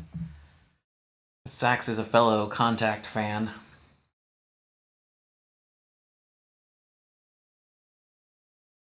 Yeah, also, I don't know how many people are watching at any one time. Like, at least with Twitch, I can tell. But right now, I have no idea because I have the chat popped out for me. And why does it say top chat? Maybe I should have live chat. Have I missed any messages? Perhaps I have. What's the difference between live chat and top chat? Oh, I don't know. Yeah, but I don't know. I'm thinking like long term, like Twitch, the way they react like to an affiliate who I don't get a lot of views, but I mean they shut me completely out of chatting, so I couldn't view. Like people streamed yesterday. Somebody was streaming a game. I wanted to see them play. It would have been really fun to watch, but I don't want to make another account, and I don't want to watch and not be able to chat. So I don't know. Twitch just sort of. I don't want to say they've ruined my weekend because I'm not going to let it ruin my life, but. They, I don't know. They're dinkuses. This is actually a really nice map, except for these not being connected. I really like the way this looks. Like, this is really beautiful. And it's 1, 2, 3, 4, 5, 6. So it is 6 rooms. So what's happening with this? 1, 2, 3, 4, 5, 6. So something unusual is happening here. Like it. Oh, look, it's happening over here too.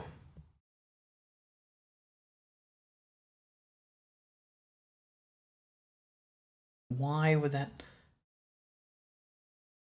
Oh, and this got pushed over. So this one.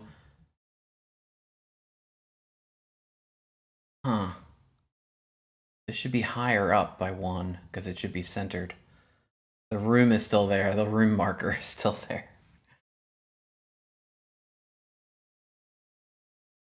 I'm confused by this though. Why is that happening? Let's generate another couple.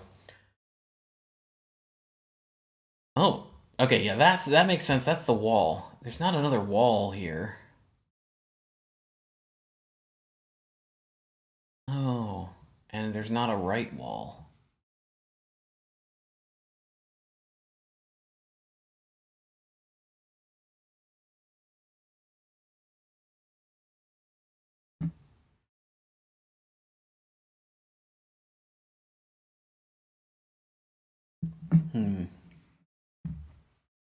That's unusual. Why does that happen? Okay, what I'm gonna do.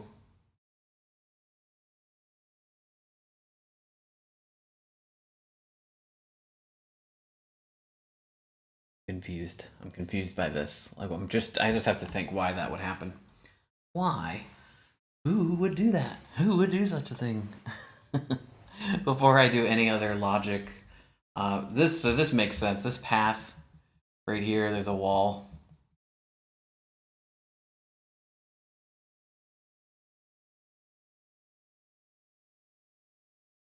But that means I need to do a door. So let's do doors. Let's add a door code here. So first of all, let's go up here and add floor door. And we'll just add an O for now for door. And I'll figure out symbols later. Actually, curses, when I get into curses, it has a bunch of nice little built-in ASCII codes that have shorthands you can use. So like if you want to draw squares around stuff, you can. You don't have to use symbols like these. Floor door. Floor door. Okay, so now I guess when I do this, when I want to add it, I need to make sure the logic here, something is failing because notice this corner here. This corner is cut out, and I don't know why. 0, 0, room height, room width, x plus I, y plus j, plus this floor space. Map that equals this floor space ij. ij. So you are going from 0. You should be copying the whole thing, and the upper left is actually a wall. So maybe what I can do is just to make this a little clearer what's going wrong.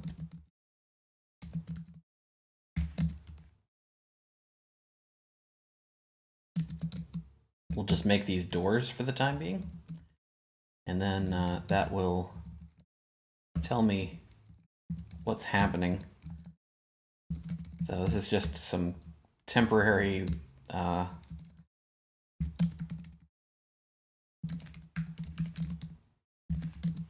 BS. So I'm not going to be placing any walls. Okay, so now let's just take a look and see what's happening with that one. Ooh, segmentation fault. Why? H, room width, ij. Why am I getting a seg fault from this? Oh, now it works. Why did I get a seg fault? Now I don't get a seg fault. Okay, it was the copying over thing was messing up. Okay, so far so good. So you can see the walls around the rooms. Those are the O's. That's what I just added code to do. No little corner cut out. So that's good.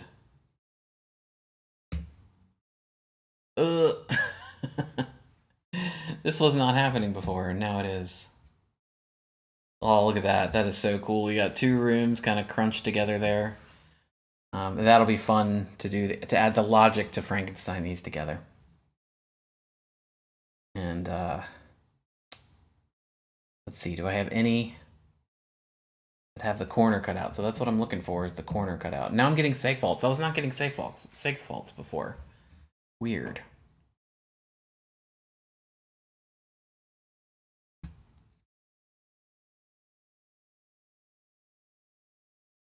Okay, so that is actually pushing it. It's pushing it where it needs to go.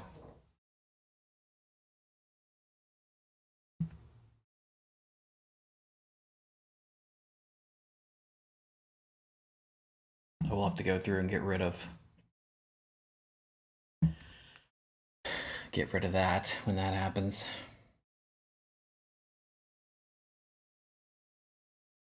Maybe just to make this problem go away. So this is where the room is supposed to be centered. But obviously you can't have a room centered on the edge of the map. So I think maybe to get rid of that, what I can do is can do in add rooms for each one. Instead of doing 0 to 99, just do, say, 5. And it would be 8765. 8765 94. And then 2, and then 2. So that'll just, we won't have to worry about that happening.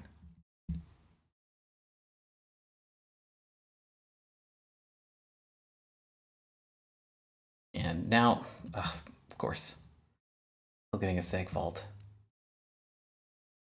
It wasn't seg faulting before I added the zeros, so let me take that back out and just see if that's what's causing that. I don't think it is, though, because that is not doing anything unsavory.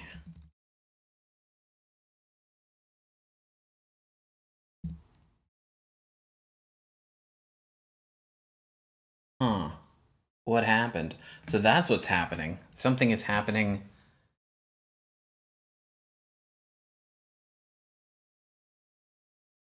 No?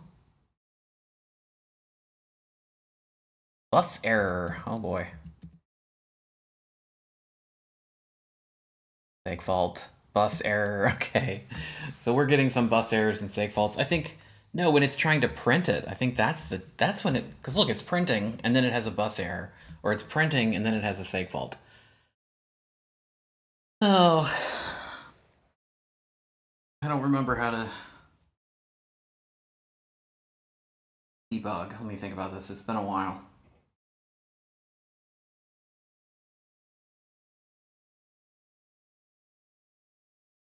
ZDB. Try it. Let's see what's going wrong. And let me uncomment this because I want this in there. Is it?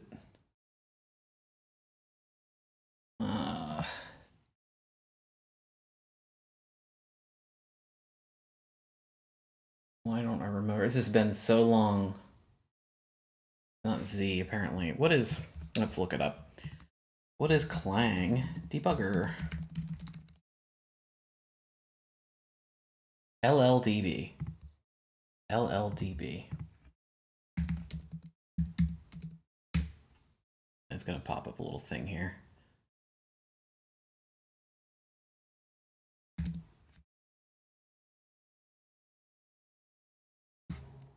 Okay, that was fine. Can you run it again? Run it again. And there we go. We got a problem. We have a mistake. It's giving me assembly code. Oh boy. So it's trying to stuff something in something else. How do you look up this? Let's see. Trace. The stack trace. How do you do that? It's been too long since I've done this.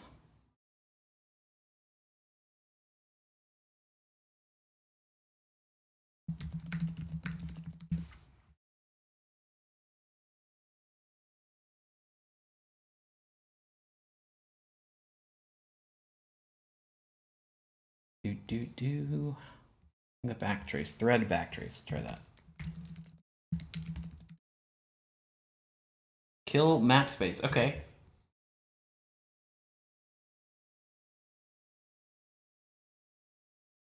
Kill map space. I see. I see. Okay. It's at 88, line 88. It's trying to kill it. So which line is it trying to kill? Trying to kill it. Okay.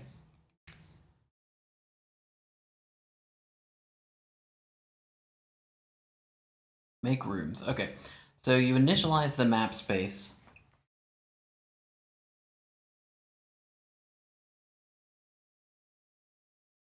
Then you carve the map space, and then you kill it. So it's actually this is where it's crashing. It's crashing here. So it shouldn't be crashing there. There really shouldn't be any problem with this. This is line 88, and it's when it's trying to clean out map floor space, but you malloc that up here.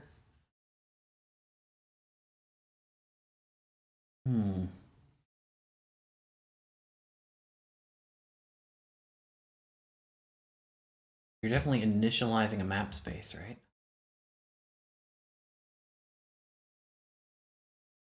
Initialize map space, room equals init map space WH. Carve the room. Place room. Map room. Map room X plus I. Yeah, so these are XY coordinates, and then kill map space room. Why is that crashing? It should say line 233. 233, yeah. Why is that crashing? So that means if I get rid of this, we'll have a memory leak, which we don't want, but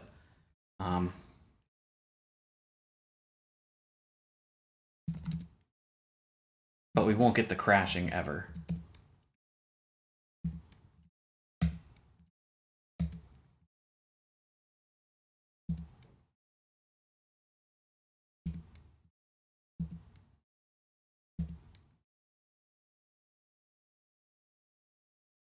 Yeah, I'm not getting any crashing. If I put that line back in,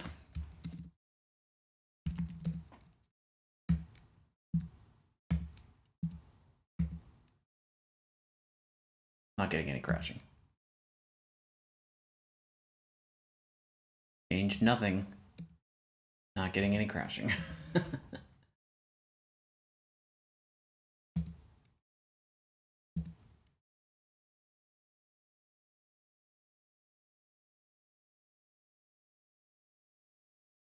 Ah.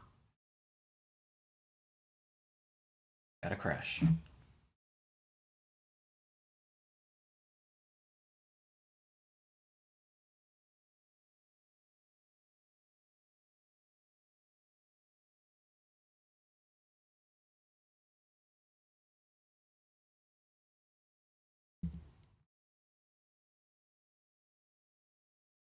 Oh, that's a really cool looking map right there.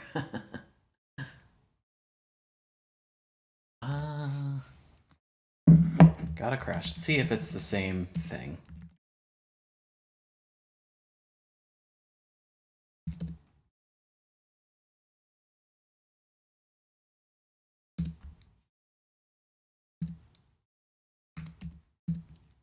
Run it till it crashes.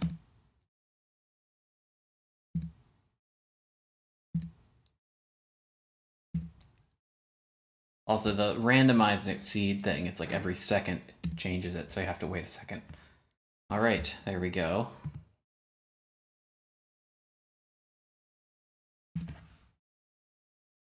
Yeah, same thing. Very bizarre.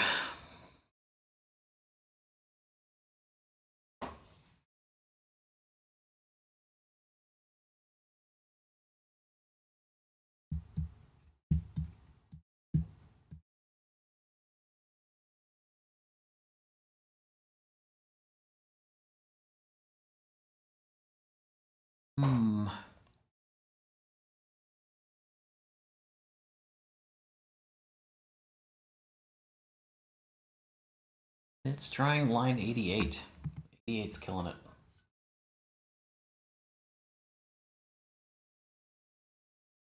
Pre-mapped floor space. So map floor space. Here, it's getting mallocked.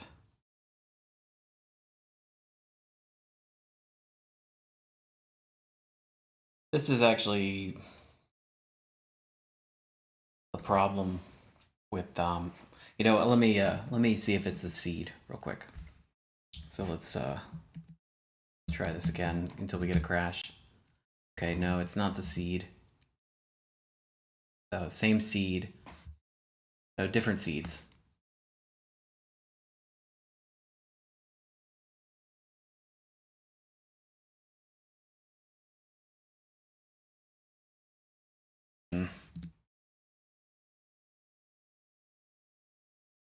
Okay, yes, it's same seed, so it is something random. Whatever this seed is generating. So I was doing it fast enough within a second. 4 times with that random seed, you gotta crash every time. So, good. One of the problems with this kind of error is it is not this line that's causing it, it's something else. So I'm messing up somewhere. Like I'm writing to memory I don't have access to somewhere. And it's probably in this place room part.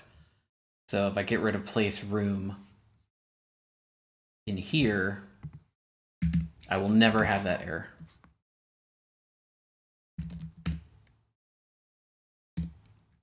I won't have my rooms, but I won't get that seg fault. So I think that's my problem. Oh wait, no, I did get it. Okay, interesting.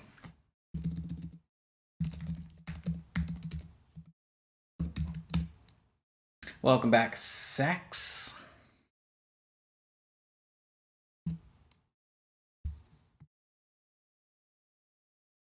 Okay.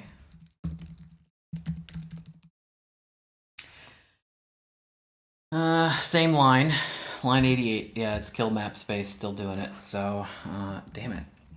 But, what am I doing? It's not in place room then. It's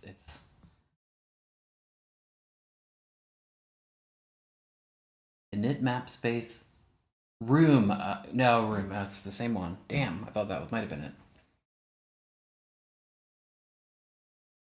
They look like, the emotes kind of look like, Twitch has all these default ones built in, like for affiliates that you can add, where they have different colors you can choose, but they're the same stupid little things, like a guy holding a GG sign and stuff. That's what they look like. They look like the generic Twitch affiliate emotes, which no one uses. I've never seen anyone use those. People either have their own emotes or they don't have any emotes.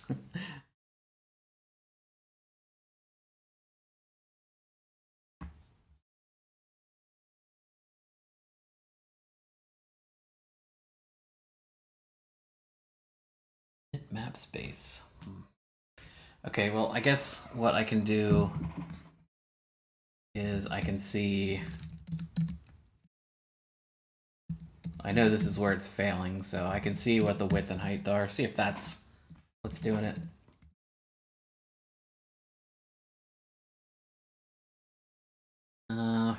No. 12 and 8, perfectly fine.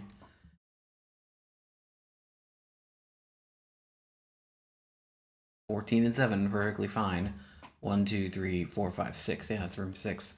So it's got through all the rooms. It's on room number 6 that it failed in that case. And that one failed on room number 2.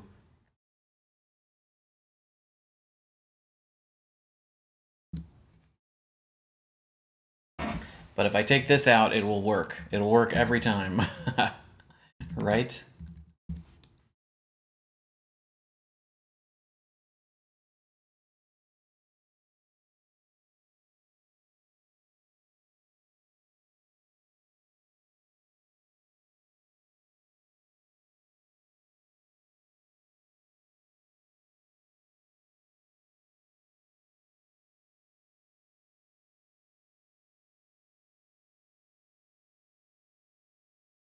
Yes. So you take out that line. This is like freeing freeing the memory though. I'm getting a memory leak. It's like, oh no, 12 bytes of memory has leaked. But obviously that'll add up over time. You don't have any memory leak. I'm gonna be able to run this on an Arduino, you know. So I don't know. This is really bizarre. Why?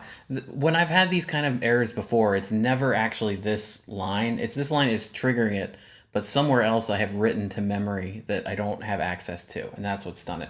So I think I need to look through carve room and then place room and just make sure that they're all good. So room, at this point, carve room is coming in after I've initialized it. So I'm sending carve room an initialized room. I'm changing all the squares from 0 to H and 0 to W into floor door. So it's becoming a door. And this was just so that I could see the stupid edges of the room. This is just, I'm going to take this out later. And then from 1 to H minus 1 and 1 to W minus 1, I, J, J, I, yeah. Floor space, IJ equals floor open. Yeah, so that's fine. Let's see. So room width. Okay, place room is being sent the map, the room, and then the XY coordinates on the map where it should be going. So X, first of all, you have to center it around that. So X equals itself minus width divided by 2. So let's say the 2 it's 10. That'll be your X location minus 5. So you're moving it 5 to the left. And Y, same thing, minus height divided by 2. Then check if the room will be off the map. If X is less than 1, make X equal to 1. Y is less than 1, make Y equal to 1. If X is greater than map width minus room width minus 1, X width, room width, minus 1. So let me just picture this Cartesian plane in my mind. Picture that in my mind. It's map width. So let's say you have a 10 by 10 space and you're putting in a 2 by 2. Your map width is 10. 10 minus 2 minus 1 would become 6. And so it would go 6, 7, 8. 6, 7, 8. 6, 7.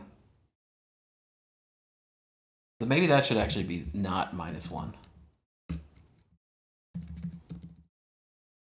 I'm not actually sure about that. I might put those back in. Let's take a quick looky-loo.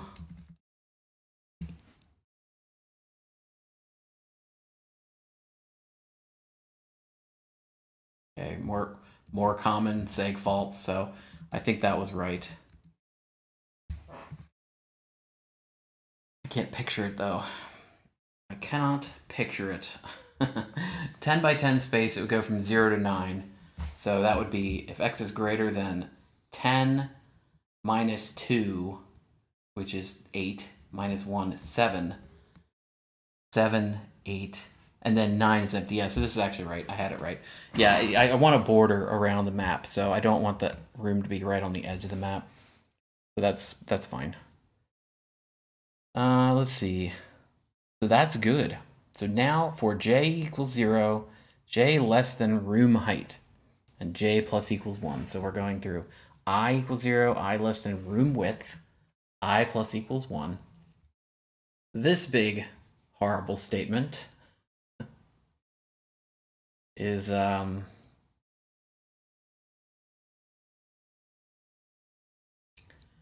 probably what's causing me all the grief that I have. So map floor space plus what we're doing is XY to flat. We're converting our XY coordinates here into the flat coordinates. And so it's X, it's this default starting place and this default starting place plus I plus J. That's X X is width, yes. X plus I, Y plus J, yes. And then room floor space plus X flat I, J. Yeah, that should be fine. There's no problem here.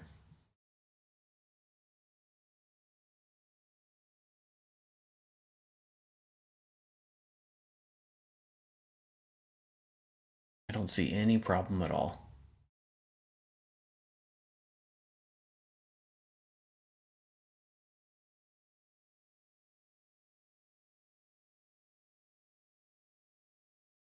So why are we segfaulting then?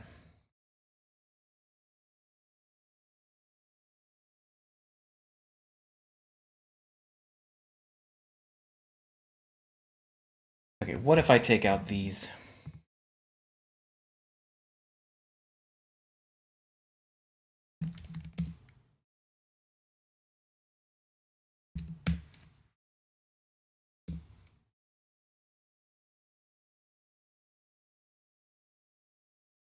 Okay, just gonna run it a few times until I hit a segfault or don't.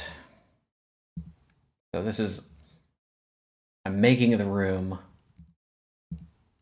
but I'm not doing anything with it, and then I'm killing the room. It might be carve room.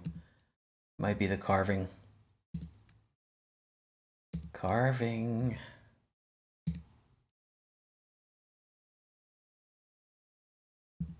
Wow, we really do need to add that check paths routine.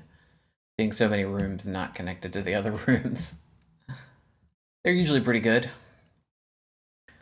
Paths are a gigantic cluster. Oh, look at that. That is really cool. That's a really cool map design right there.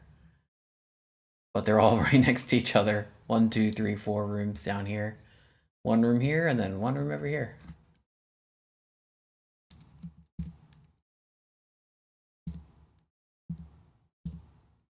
I wonder then, I'm not getting any segfault, but it might just be unlucky. I wonder, let's add carve back in. If it's carve doing it.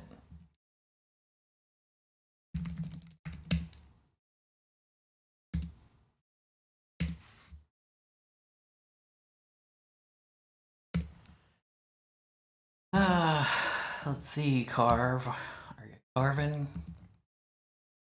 No, it looks like a boat. Looks like a battleship. That's a pretty cool map. Looks like a submarine. Okay, good. We got a segfault, and it is on line 88 again. So that is at least confirms. Let's try it now without. I just I don't know.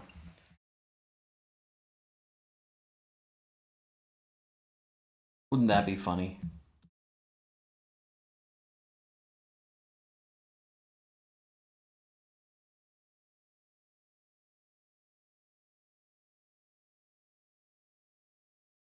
Took me a lot of maps to find that. We need to find one of those that crashes. Write down the random seed, and then just seed with that number.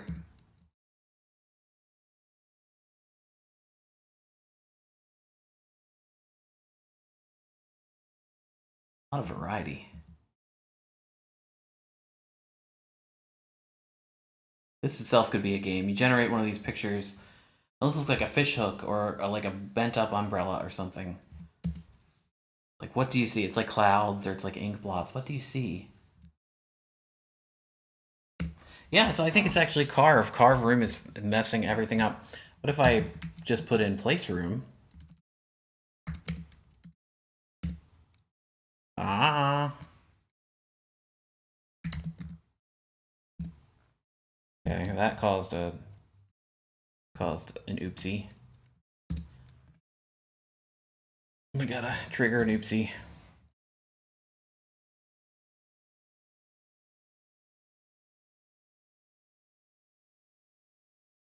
It wasn't a seg fault, it was a bus error. Yeah, what's happening here? What's going on here? 1, 2, 3, 4, 5. So this is a room and this is a room. So it's like, what happened here? Hmm.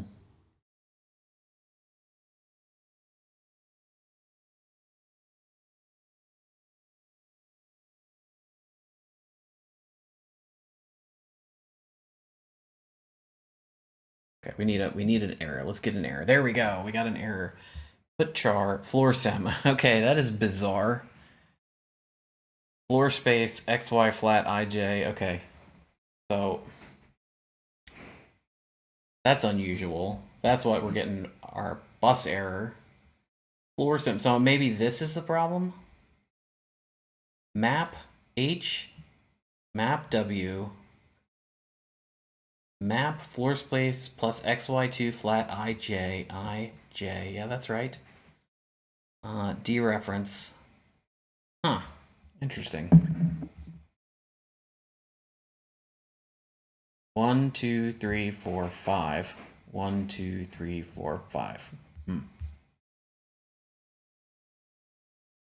So that's like print is causing a problem.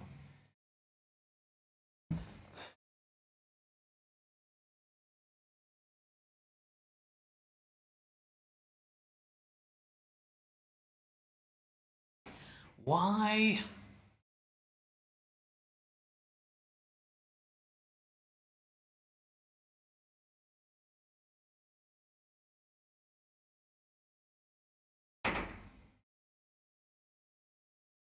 Run it again.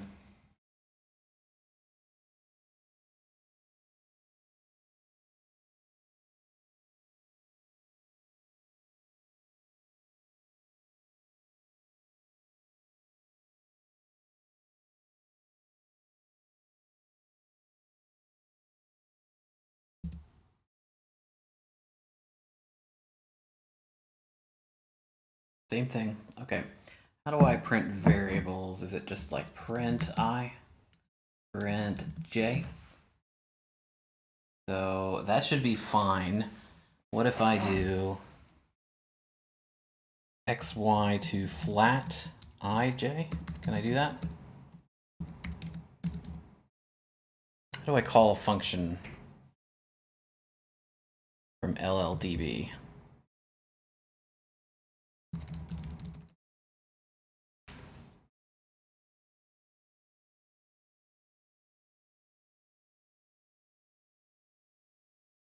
Thread info.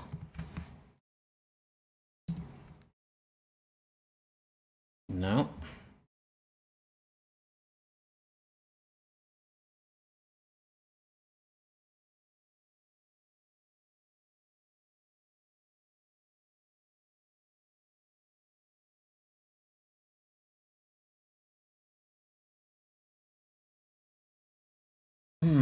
Why would that be messing up?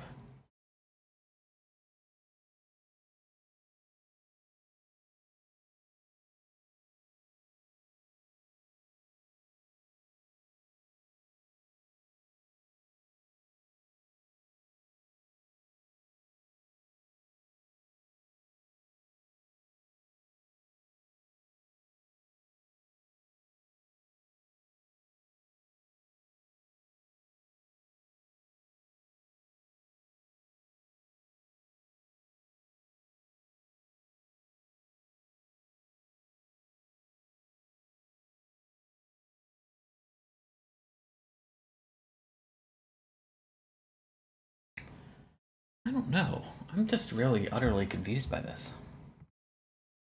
It's something obvious that I've missed somewhere. Let me go back to my print function here. Just take a looky-loo up there.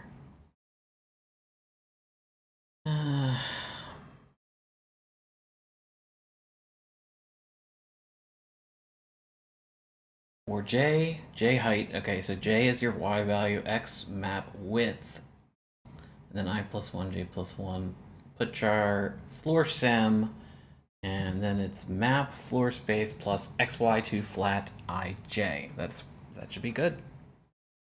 So this should be fine. I think something else, maybe something else is getting freed. Maybe, I just don't know.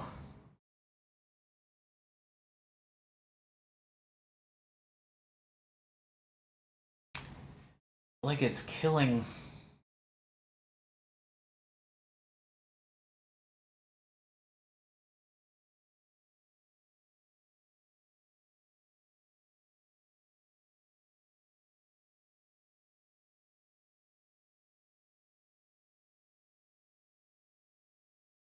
Okay, let's put in some debugging variables here.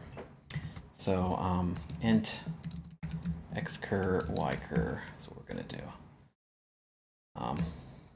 Actually, we have I and j, so we'll do xy2 map and then xy2 room, and say xy2 map equals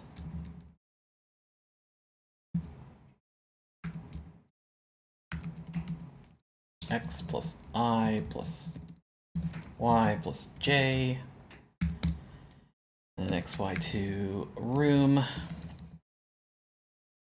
equals xy2 flat I j. Boom. Okay. Now that'll just help me debug this a little bit. So let's quit again. Whoops. Yes. Why did I type U? Make debug, and then whoops, I don't know what I'm doing there. You do this, and then you do run. Okay, and then you click OK. And now we're going to run it until I get a crash. Okay, I got a crash. So I'm actually getting a crash in a different place on this one. Very bizarre. Do not understand that at all. But let's put in some variables up here to help. And this is the nature of these memory errors. Is at some place I'm trying to write to memory I don't have access to. And then I'm freeing memory I don't have access to, or something. Something weird is happening. But let's just put in an int here.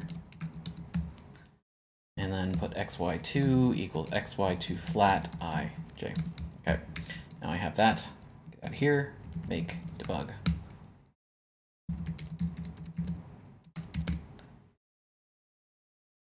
It's weird because I don't know. I don't know what I did wrong, and I'm being pretty methodical with all this stuff, so it's a little bizarre.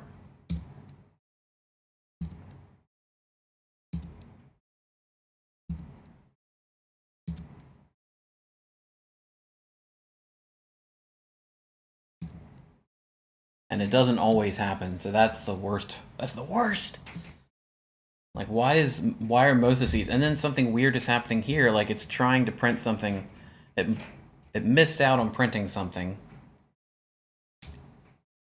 Like, one whole character got missed out of there. Like, what? What happened? And why?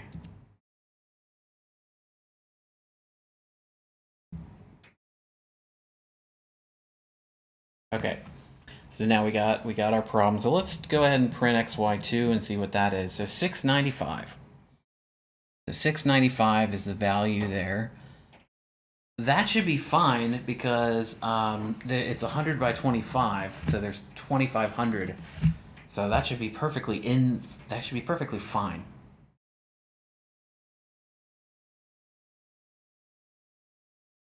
So let's do this also. That should be an int.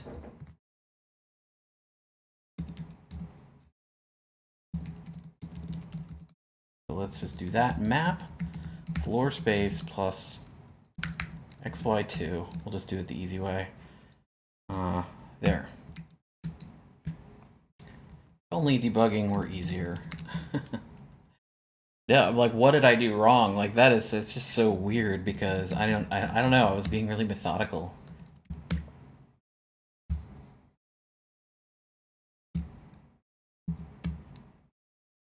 And it will be very, like, why is there a 0 here? I didn't put any doors in, and there's a door there, so something's going wrong somewhere.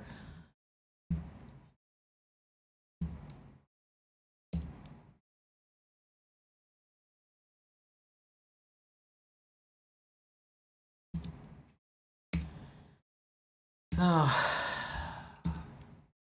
Okay, there we go. What is xy2? Okay, that looks good. And fs. Okay, so fs is some crazy ass number that should not be happening. So that should be 0 to 4. That should not be something that big. So why is it that big? I'll tell you why. Because of this. place room. So init map space WH room. We're knitting a room, we're placing a room, and then we're killing it. And I'm not even carving it. I'm not even carving the room, but placing the room somehow messed it up.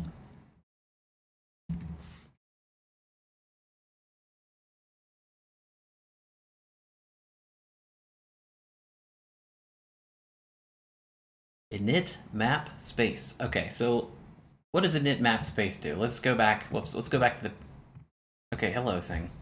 My trackpad is being funny. Let's go back and look at init map space. Make sure it's doing what I want it to be doing.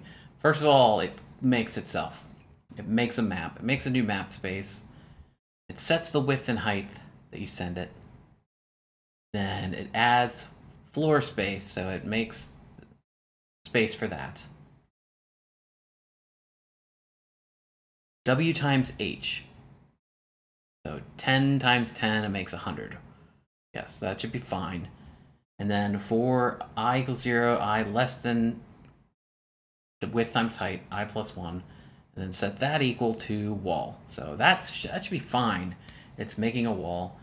And then number of rooms, and then null, null. Okay. And if... So then when it kills it, free the floor space first of all. So it's freeing this. Which should always, if you have a map space, you should have a floor space. And then if map room X is not equal to null, so I'm setting it equal to null here.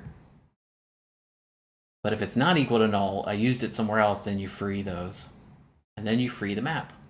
That's perfectly, that all makes sense. That's all great. Like beautiful code. And this is where I'm having a problem. But the problem is not from this. It's actually from the value I'm pulling out of the floor space. So,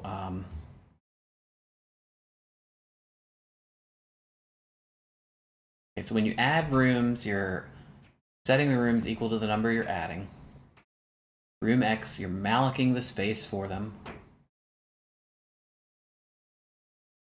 Okay. And then if so from I to 0 to number of rooms, you're going to generate a random coordinate for it.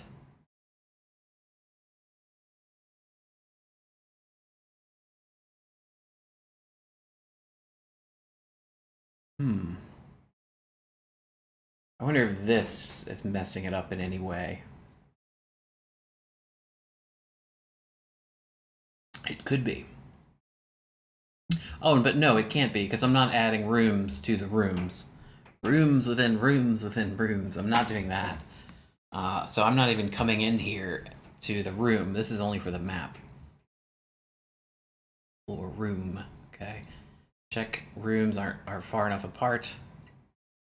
That should be fine, okay. XY flat, so return Y times 100 plus X. That should be good. We've tested that 100 times. Let's see.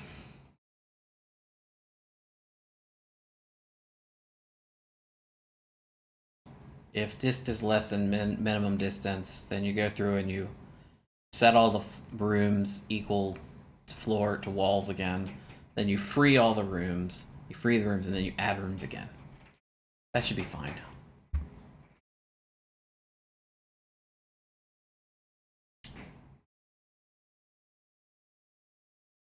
Okay. Make paths. That's all good. Making paths. See, the fact that making paths worked well, and then placing the map. This is the easy stuff failed. The hard stuff succeeded. Floor space plus XY2 flat XY equals floor path. Yeah, that should be good.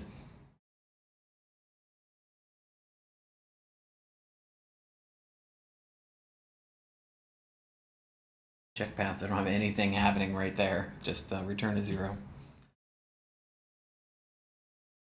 Okay, make rooms. This is where we're having problems, unfortunately.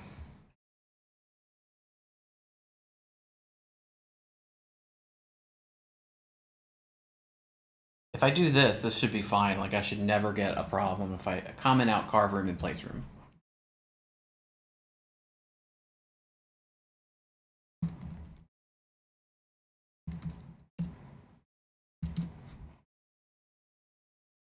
never ever get a problem here. Do this all day.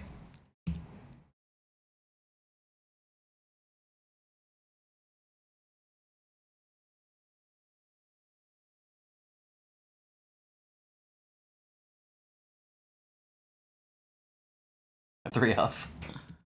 But I won't get any problems like seg faults. Everything's happy, everything's good and joyous, and it's like I had a little couple drop frames there.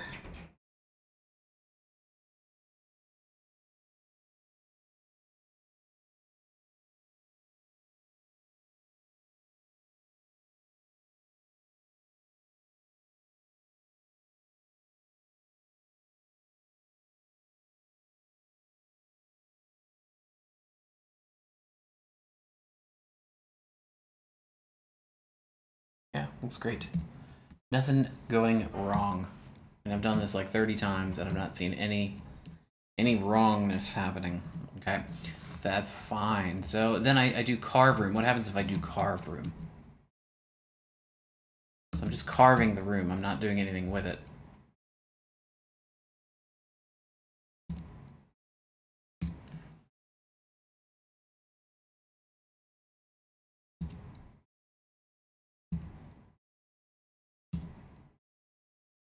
Okay, then I get a problem. Then I get a mistake. So I've carved the room. Carving the room.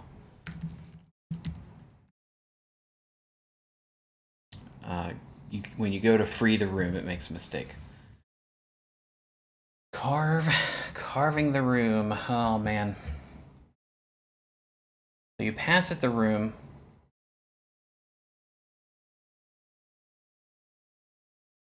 Height, width, j+1, i+1, floor space. All right, let's see if I take out this chunk of code.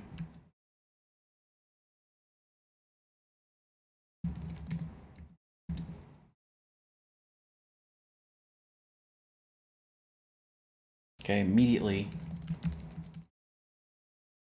get a problem. This is a different problem. This is init map space is giving me a problem for no reason at all. Init map space width 15, height. Why would that give me a problem?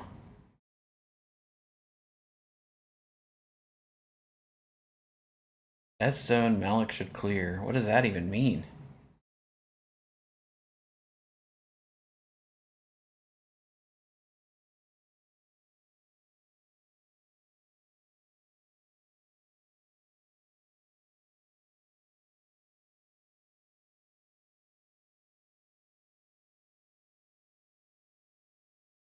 So for that, I just took this out. What if I take this out? If I take all of this out, I should get no problems at all.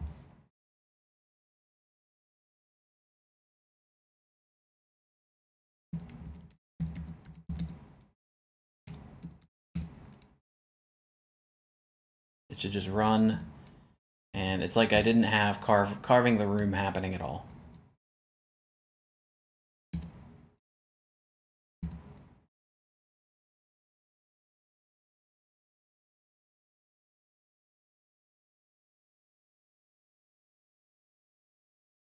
How bizarre. Okay, what am I doing wrong in this function then? What am I doing wrong here? So init, we generate a random number for width and height, max width, min width, max width, min height, max width, init map space, WH, and we carve the room. We pass this room over to carve room. And then in carve room, what are we doing wrong? What's happening here?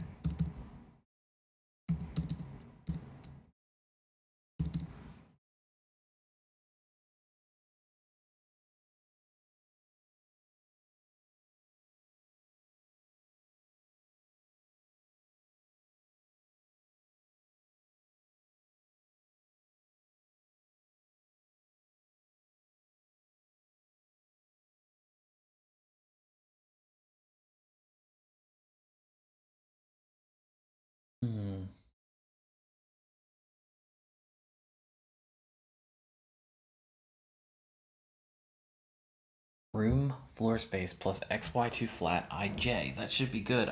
It's xy. I is to width. J is to height. So this should be fine.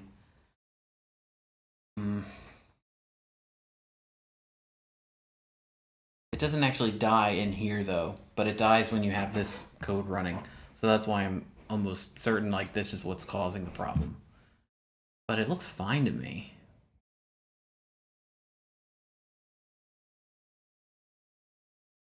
I don't know.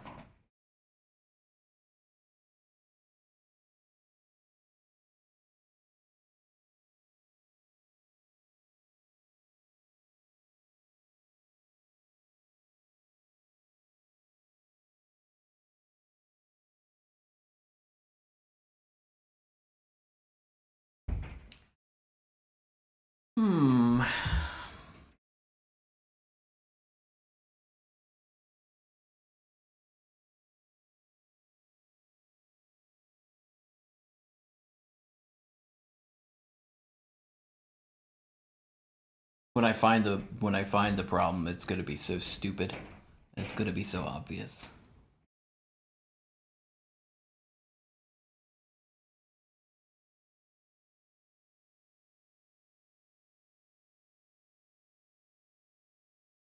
So initialize a map space, width and height.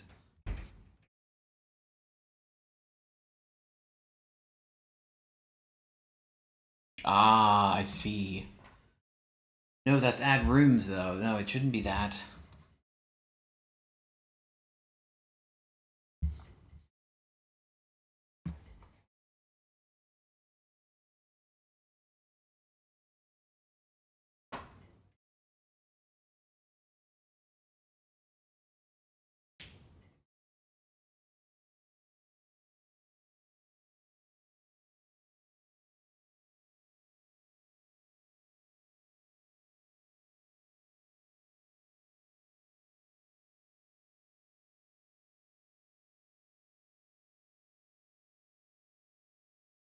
I hear someone seriously stomping around in my apartment building right now. It has been going on for like 30 minutes.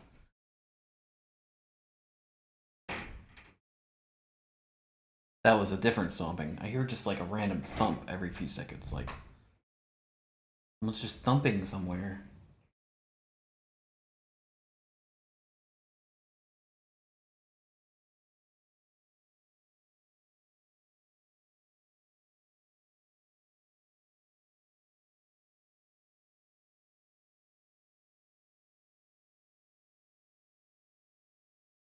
Where does it crash when this happens?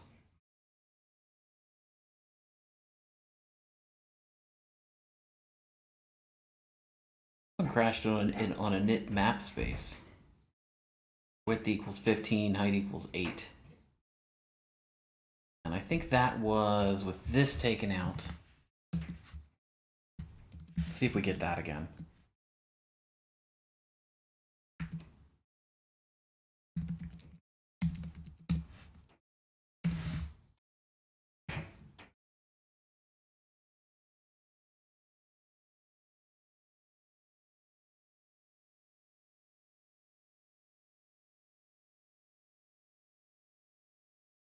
Yeah, that's a unique place for that to be happening. I don't understand it.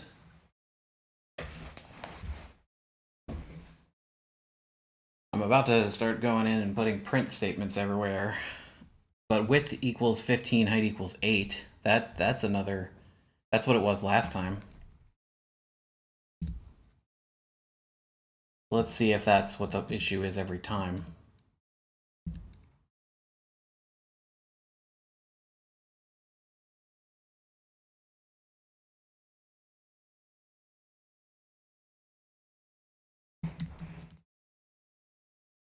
Width equals 14, height equals 8.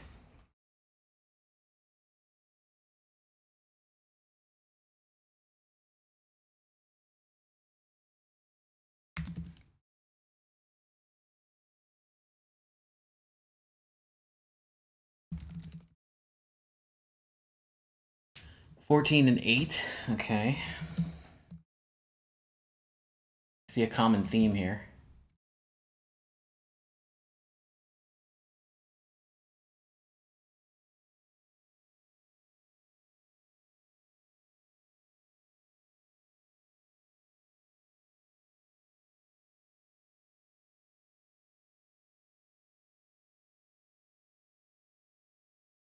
Come on, man, give me a crash. I want a crash. Oh, that was a rough one. That one only has like 3 paths. All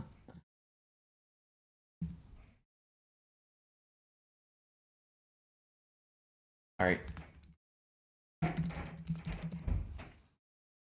Yeah, it seems like the height is equal to 8 every time that this happens.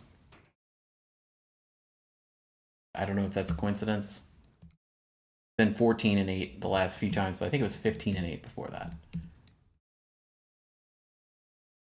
Why would that cause any difference?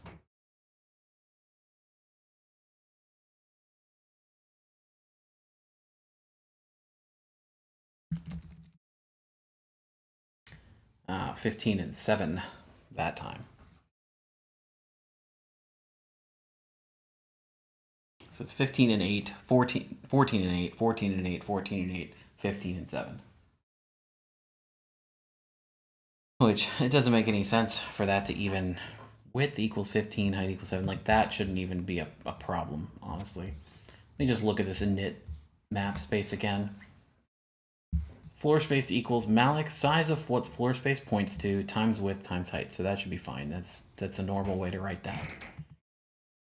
And then what that points to equals floor wall. And then free the floor space.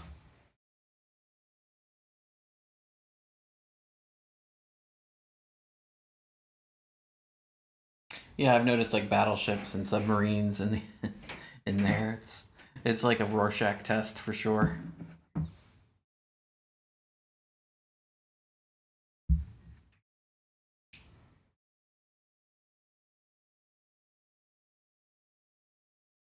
Room X equals size of n rooms. Perfectly normal.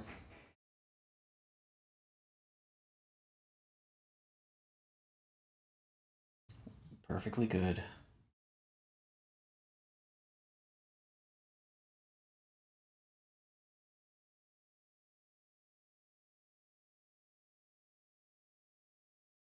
It's got to be like one line is throwing everything off, and it's making. I have to go through and look at every single line, I think, until I find the problem. So we will just use some logic and reason. We'll look at every line. Put this here. Okay, logic check. We're just going to go through and pretend that I'm the compiler. So the first thing we do is we seed the RNG. That I don't have to worry about. That is a function I've used for a million years. And it's fine. I don't have to worry about it. And random, I don't have to worry about that either. Right? Okay.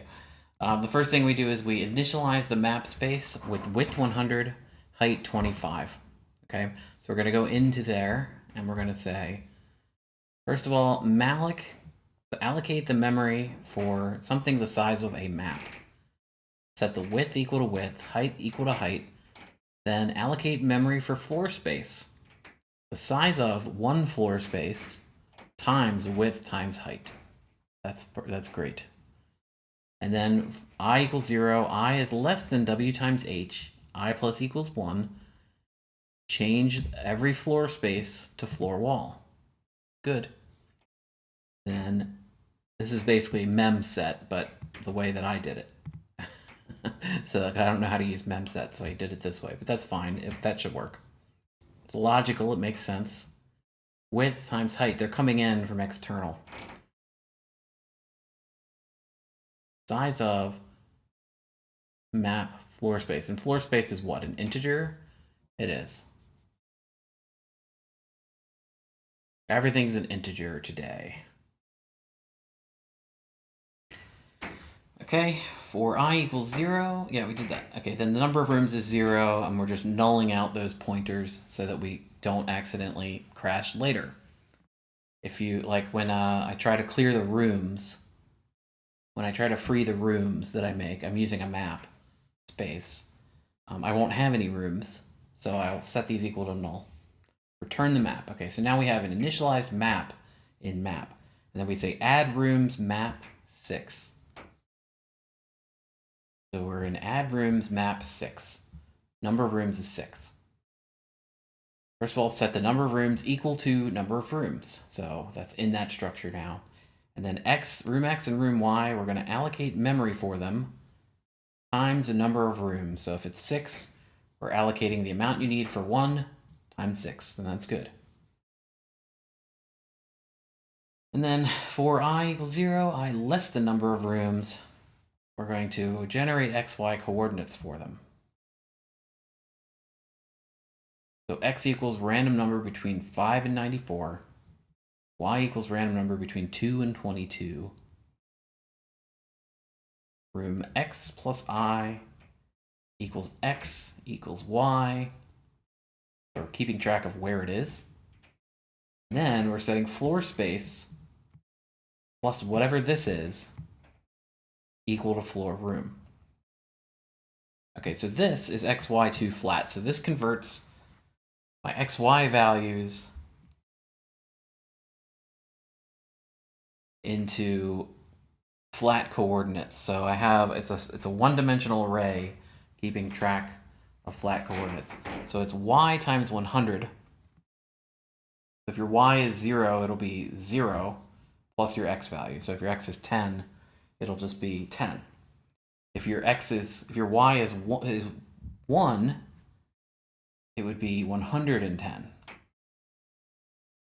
Which is, I think this is right. There's nothing wrong with this.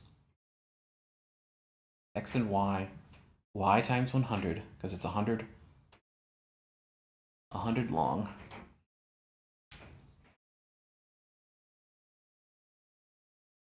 Yeah, that should be fine. Okay, so where were we? Add rooms. We were in add rooms. Okay, so we're setting every floor space, where the floor space is, so where the room is generated, we're setting that equal to a room. So we're just changing that to a little point on the map. I don't even have to do that. That's just for my visual pleasure. So that I could tell where the rooms were. Then we want to do check dist p on map. We want to make sure the rooms are far enough apart. This is kind of a mess, but I don't think this is setting us up for problems later, but I might as well go through and make sure. So we're starting with 0, count equals 0, distance equals 0. I less than map, number of rooms, minus 1, so we'll say 0 to 4. And then j equals I plus 1 to the number of rooms. So say 1 to 5, or no, it'll be, 1 to 5, 2 to 5, 3 to 5, and then 4 to 5. That's how this is going to work. And then distance plus equals dist p, the x coordinate. So I'm comparing rooms to rooms. So how far is each room from each room? I can probably take this out. In fact, why don't I? And just verify. I don't think this is a problem.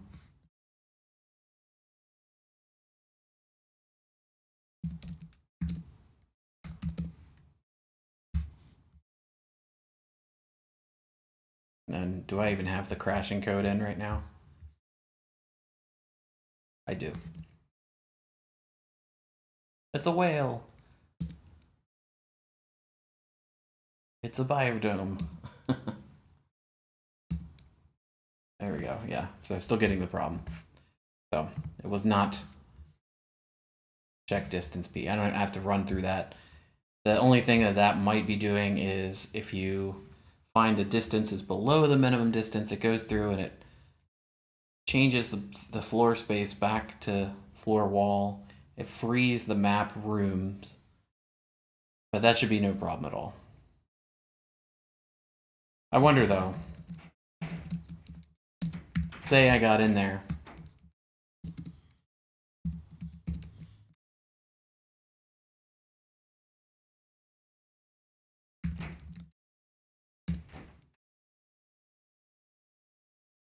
To see what happens.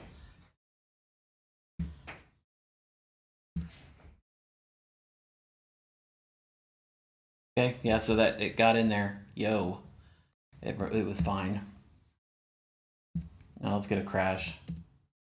Yo, no crash. Yo, no crash. Yo. That's how many times it failed. No crash.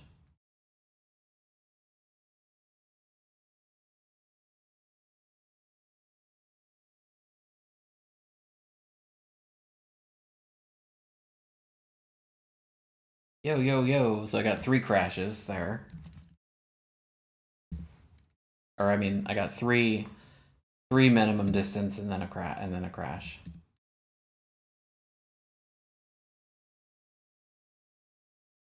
Yo. So I don't think it's check dist p. I think that's perfectly fine. Yo. Yo.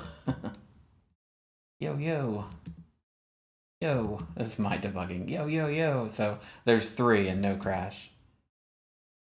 I just want another crash. Give me a crash. Okay, there's a crash. No yo. So it didn't yo. There was no yo. Well, my name is Skylar White, yo.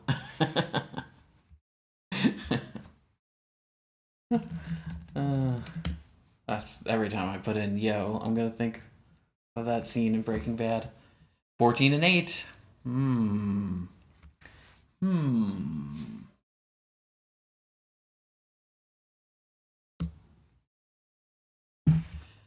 Okay, it was not this. I'm not worried about this. It's not this. But we don't even have to go through that code. Hi, kitty. Oh, bumped her head on my chair. You okay? Not time to eat yet.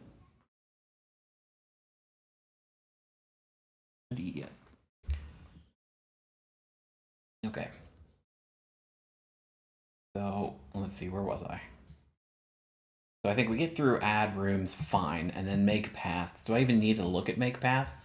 Make path is not really doing anything.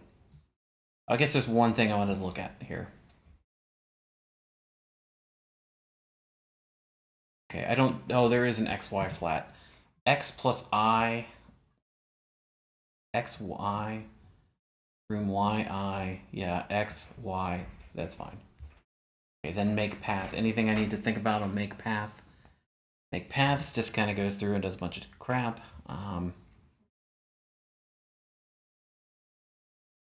Let's see, and then make path. This is the part that would potentially be a problem.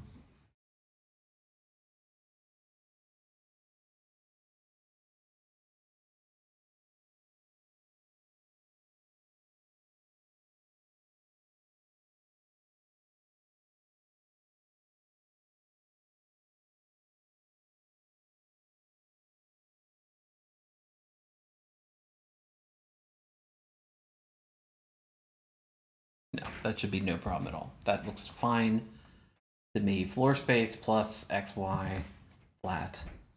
If it's equal to wall, make it equal to path. We've seen this works fine.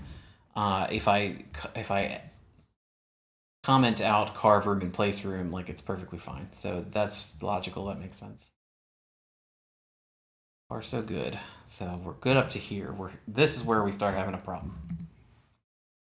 So make rooms. Int min w min h max w max h. So 8 to 15 and 5 to 8.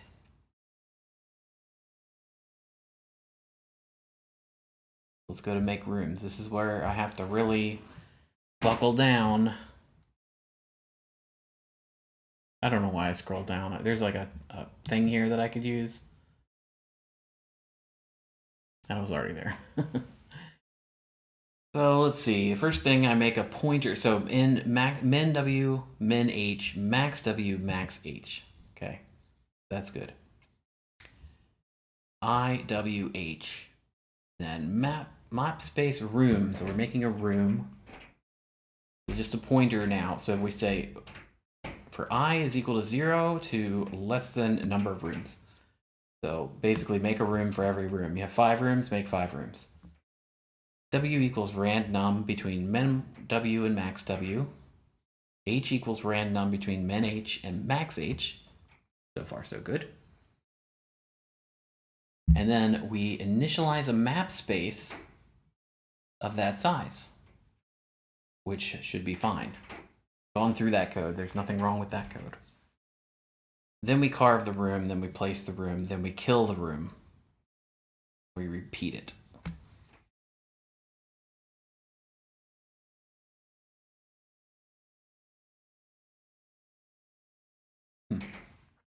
Now I wonder if I do this, just out of curiosity.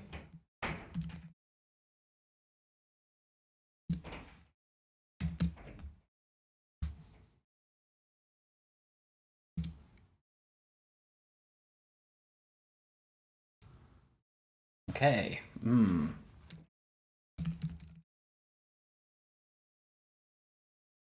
Okay, so initializing the map space 10 and 8.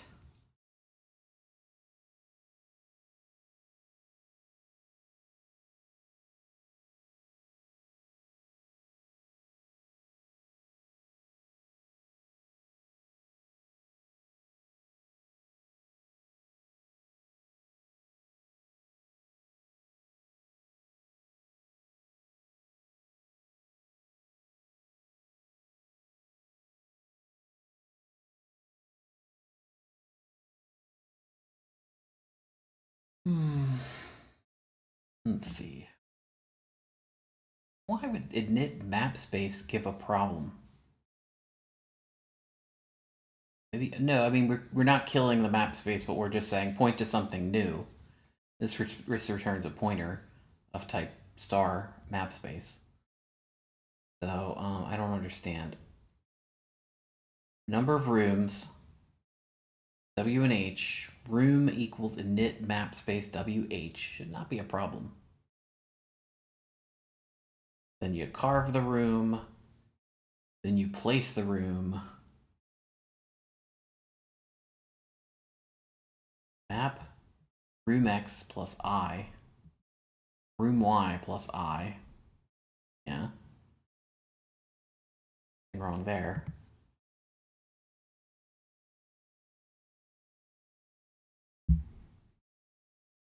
What if I just do this? No, I can even do that. It should be fine.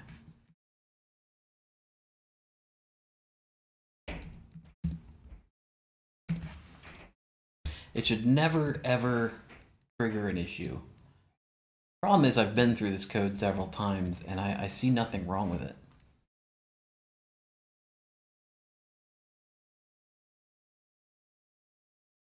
And I've sat here and done this like 1,000 times.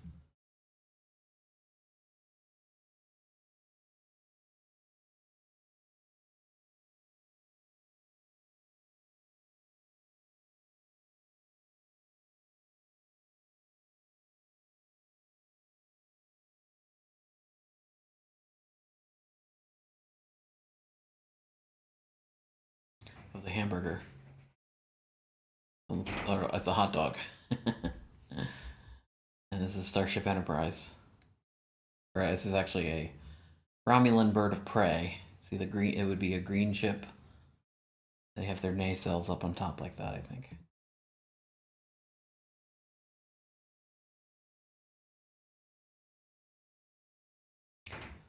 And that was like an iron or something. Or an anvil, maybe.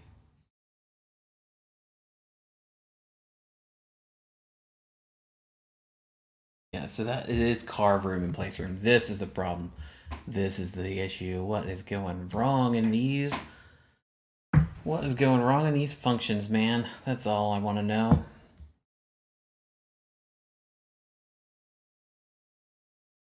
That's all I want to know.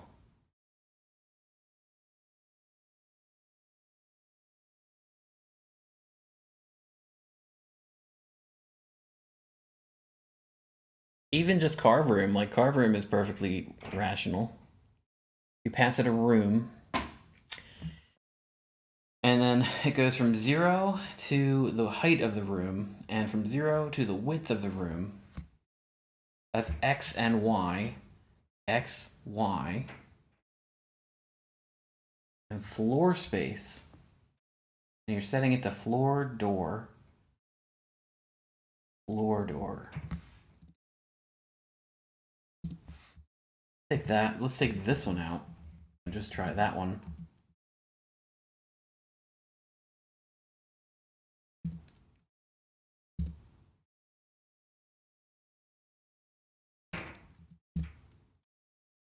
I'm not even doing anything with the rooms.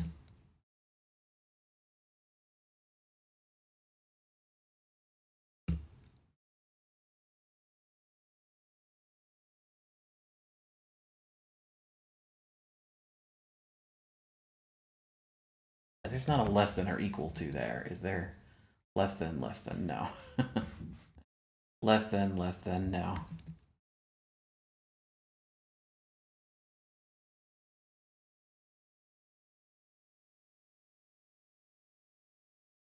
It's not an all the time thing either.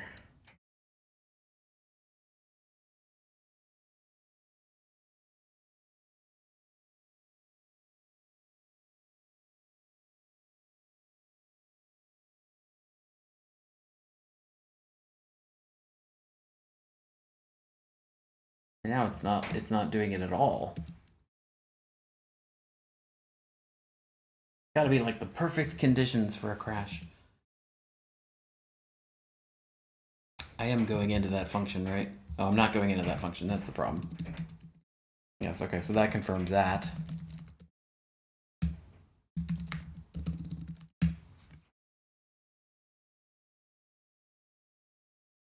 Yeah. Carve. You can't carve. No, sir.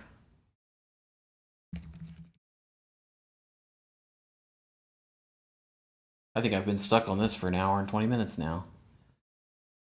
Kill map space. So you're having problems killing it.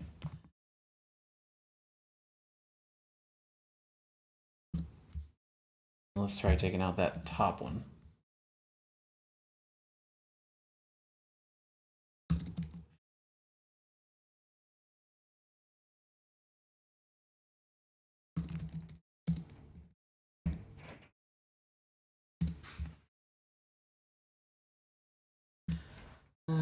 Let's see. Okay, yeah, we got other. It's just trying to access these maps. This just doesn't like these maps. I don't know why. Width equals 15, height equals 8.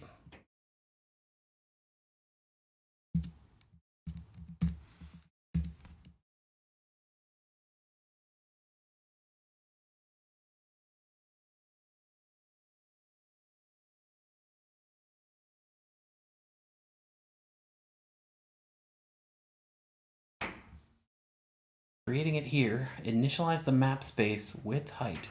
It should be fine. It should be fine. I don't know why it's not. Oh, figured it out. Jeez. I figured it out. I can't believe this. This is so obvious.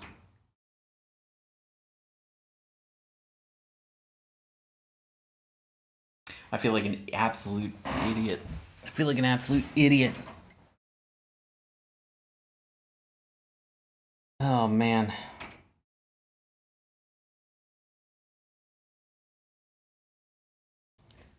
So dumb. I'm so dumb. I figured it out. No, I'm smart because I figured it out. Okay, so this is the problem. It was XY2 flat. Works fine when your width is actually 100, but the room's width is not 100. So what I need to do is max W.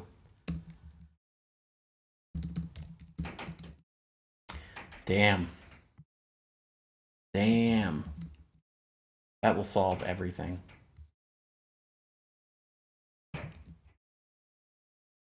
Okay, XY2 flat. Here we go. So I got to find everywhere I'm using that then, and I got to fix it. Wow, that is so silly. So map floor space XY2 flat, and this will be map width. Yeah, well, I even went through that code, you know, and I was like, oh, that should work, and it does work. It works with the map. It does not work with the rooms. Jeez. And let's see. Just gotta find everywhere I use this thing now. Put in pointer to the actual map width.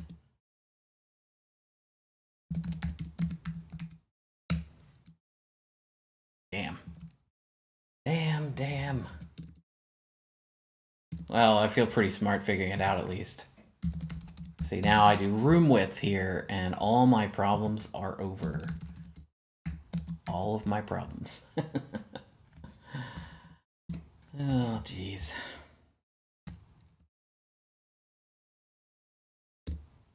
Okay, so this one's going to be a little confusing. So this one, map width.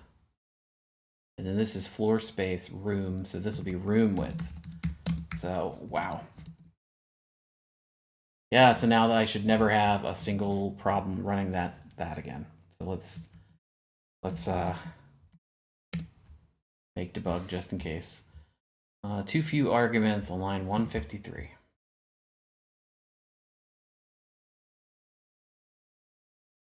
Oops, put it in the wrong space.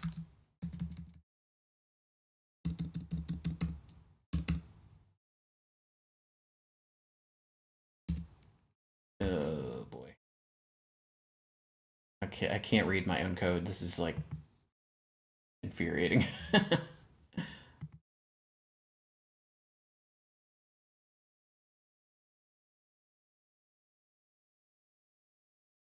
What's the problem here?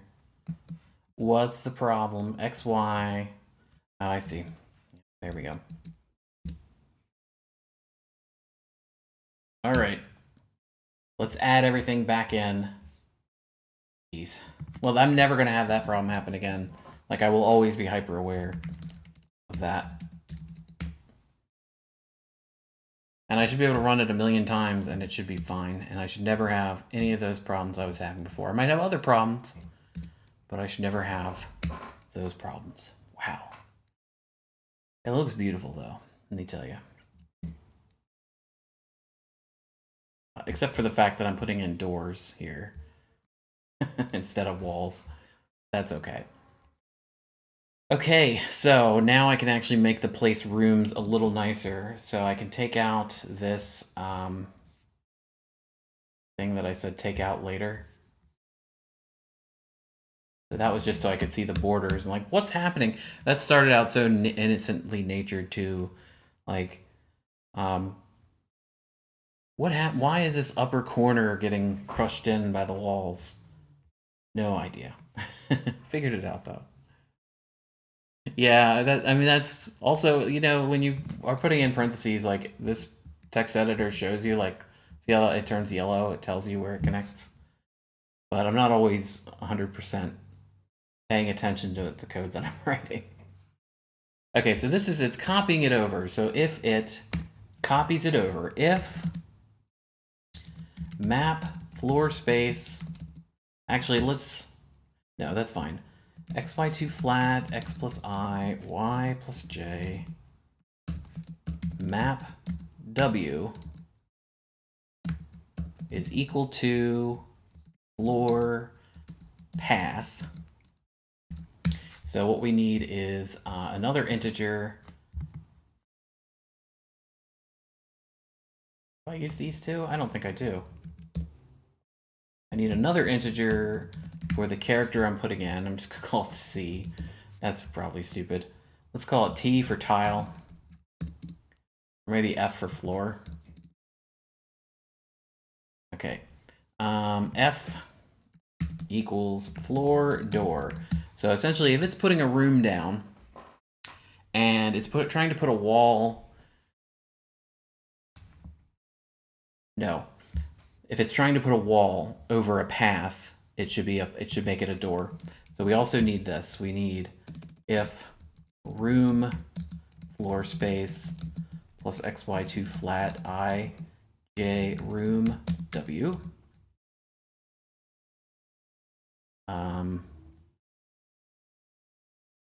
This, wait a minute. That should be like this. And then this should be like this is equal to floor wall. Okay, so if the wall, trying to put a wall over a path, we're going to make it floor door. Nesting, God, too many idents. This is why I don't like Java, because Java you'll have so much nesting and you'll have so much indentation, and it is just unreadable. I say that and then look at this bullshit. Like, this is the most ugly code you'll ever see anywhere. So, so what else do we have? If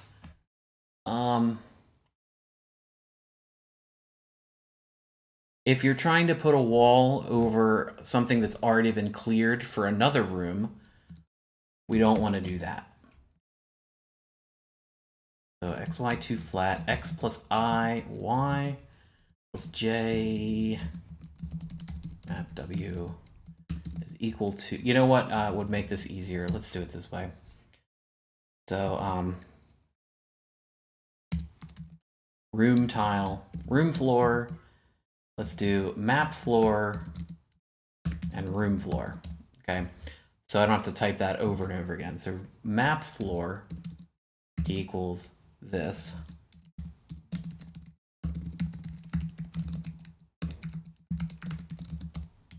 Also, this problem, it was all due to the fact that I came up with this flat function so that I'm using less memory, so that I'm not using like too many pointers to do a two-dimensional space. I'm using a one-dimensional space. It's all really stupid. Like in map game, if you go back and look at my map game code, I don't do it this way.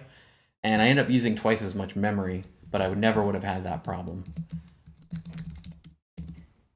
Which is funny. And then it would be x, or is it I and j? I and j. All right, now, if mf is equal to floor path and rf is equal to floor wall, f equals floor door. That makes sense. You're trying to put a wall over a path, make it a door. Else if mf is equal to floor, let's see, floor open,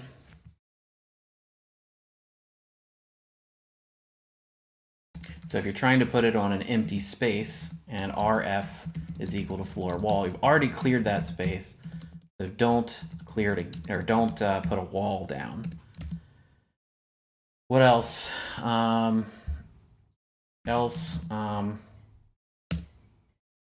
guess f equals rf. We'll start with that.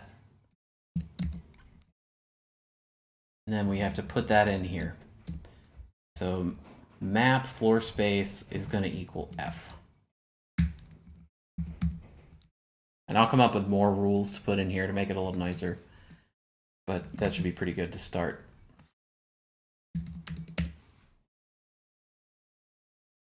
Wow, you got a lot of doors there.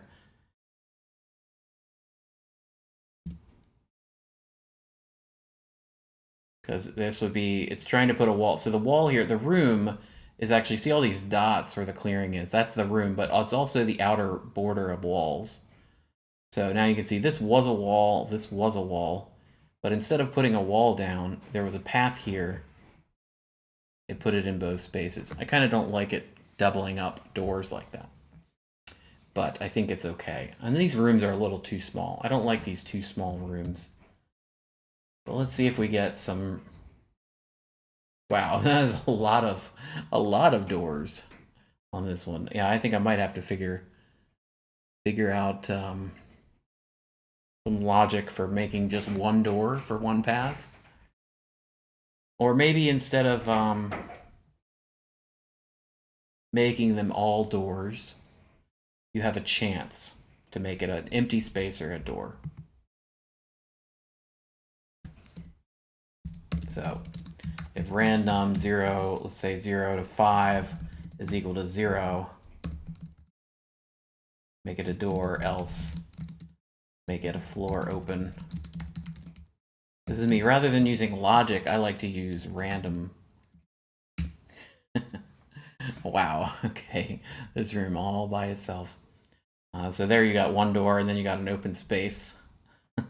This one didn't get any doors. You got a nice little hole there between rooms. That's pretty cool, actually.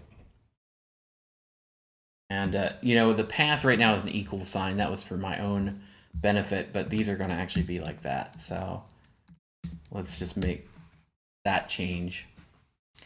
And you do see some doors. There's a door, there's a door, there's a door. This looks really cool. Okay, well, we have maps. We have rudimentary maps that they don't always all connect, and that's okay. Like that one does not connect. That'll be another function I have to work on. I have to figure out how I'm going to do that. But now I'm going to go ahead and add some code to get a little dude walking around in there. So I do have some curses code that I worked on. I think it's in here. C test, because I was working on this. So I'm going to take some of this over here. So in curses, I don't know why we need uni standard. I forget what that's for. I think that, well, we'll figure it out.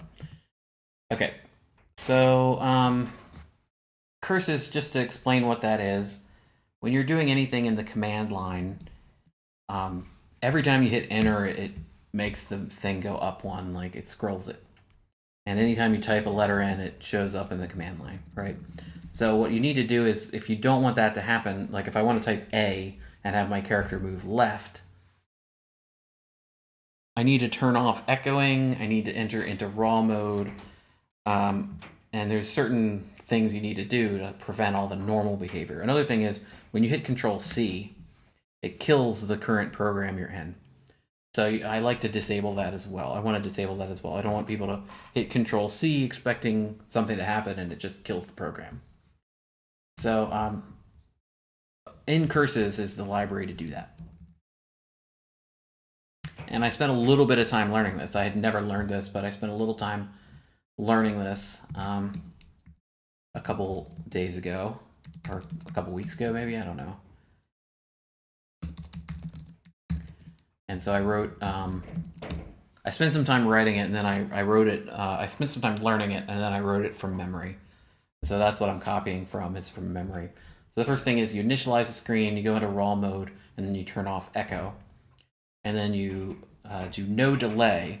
So delay, when it's sitting there waiting for input, if you have a delay, it's going to wait for you to hit enter. And then it'll take your input. But if you turn off that, it won't sit there waiting. And then keypad, that's so you could use arrow keys and stuff. Then I enter into an input loop. Actually, maybe I should do this down here.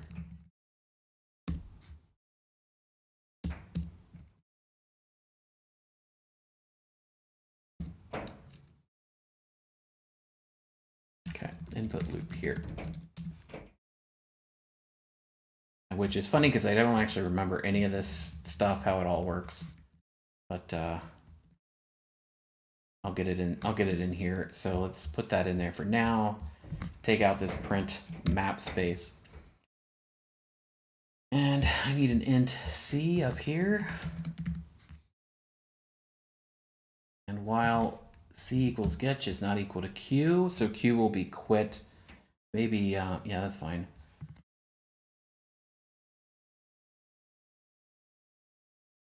I do need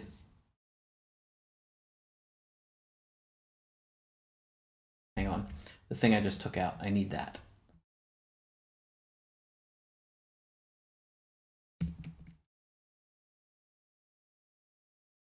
then I have to rewrite it.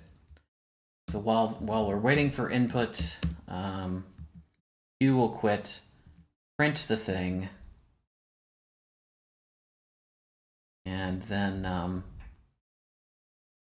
if C is equal to A, or C is equal to A.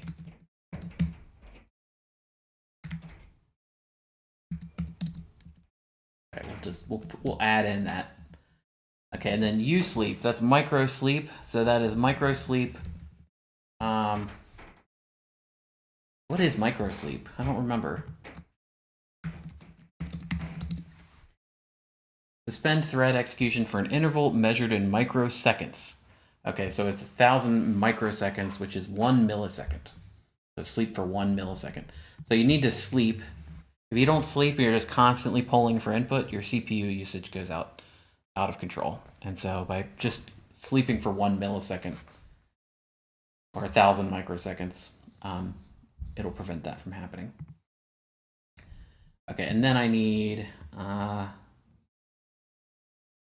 to kill incurses at the end.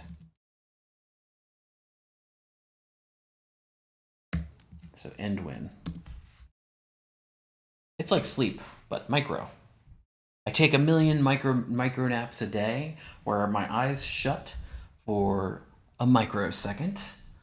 They add up 1 million microseconds a day. That's like a whole second. 1 whole second of sleep spread out. Okay, so then I need to fix this. So in that fix, I mean, I need to go and do move print. So this is easy enough. Oh yeah, and it's not, I'm gonna be putting chars, right? So I need to look this up. So let's do band 3 move print. No entry for move print? Oh, it's move print W. Okay. Print W. Maybe it's move print, move put W? Put CW? Fuck, what is it? I gotta Google it. Move print W. I could just do print, I don't really care. But it's a lot less efficient to use print instead of putting out one character. So, oh my god, these people upstairs thumping around. It is unbelievable how much they thump.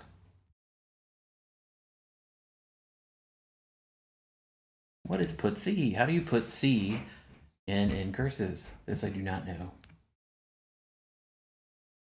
Good sleep is such a luxury. You get to sleep for microseconds. My internal clockaroonie. Okay, let's see. Put.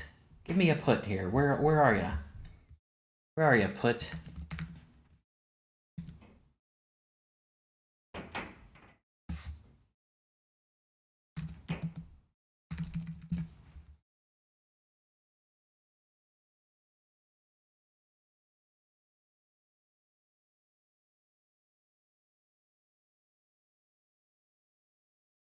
Move add character, is that it?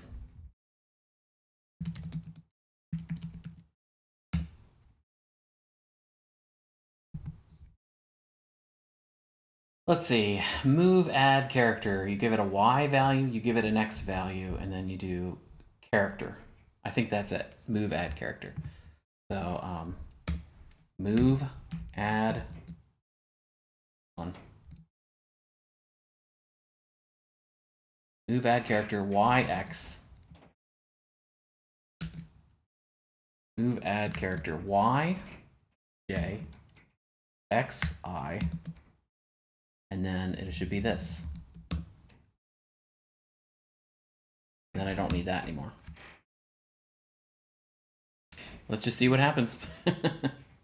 Oh yeah, and I need to do, I was saying earlier, I need to change my make file. So I need to actually add in curses to that. So now it should work. So So there we go, it's drawing it. And if I hit Q, it Q's out of there. Wonderful. So it's just sitting here doing nothing right now. But it makes like a new display space, so that's what we're showing here. It's like its own window. And I kind of want to border around this, so I'm going to actually push it to the right 1 and push it down 1. Push it to the right 2, I mean.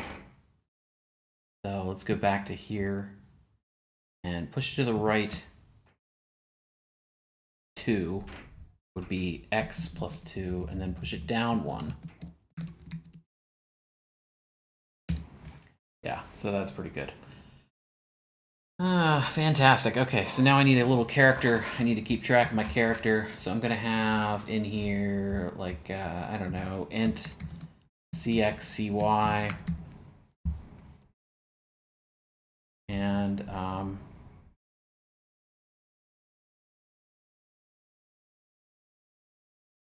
let's just find character starting space. While 1 x wait, we need, yeah, cx equals random, let's say 0 to 99, cy equals random. This is like the best way to do this, my favorite way to do this. And then if map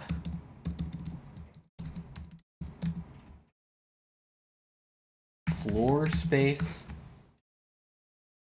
plus xy to flat cx cy map width is equal to floor open, break the loop. So essentially just generate random crap until generate random coordinates until you find an open floor. That's how I'm setting down my main character. He's getting put in the very first place he can. And in fact, maybe I don't want to put him in a path. I could put him in a path also, but I'll put him in a room. So that'll just keep looping until it finds a room for him.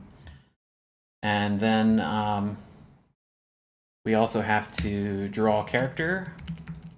We'll do cx, cy. So I'll make a function called draw character. And this will just be, here, void int.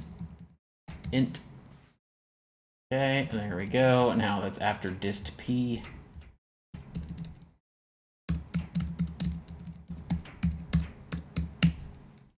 And I need to do move add character x, y,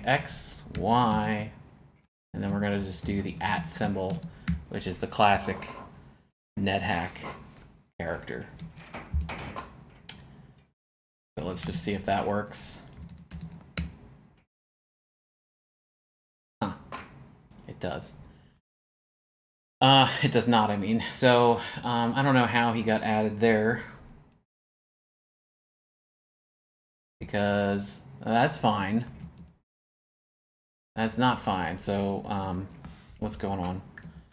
Why is he getting added to a random place? So cx equals 0 to 99, cy equals 0 to 24. If floor space plus xy to flat cx cy map w is equal to floor open, break.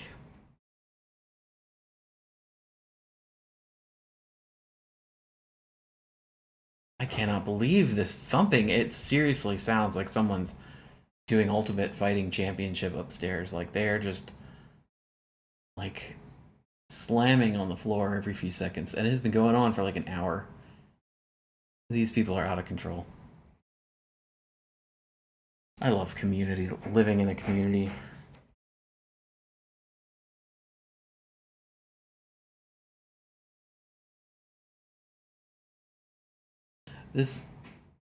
They're noisy all the time, but this like thumping, I haven't had this happen in a while. This like constant thumping where I'm feeling it and hearing it. Like I'm feeling it. Okay. Map floor space plus XY2 flat. Sorry, I won't stop complaining. Is equal to floor open break. So why is it making... And now it's not drawing him at all?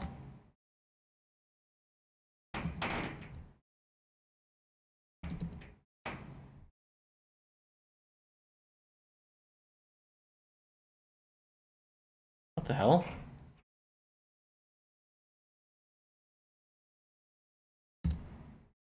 Now it's not drawing him at all.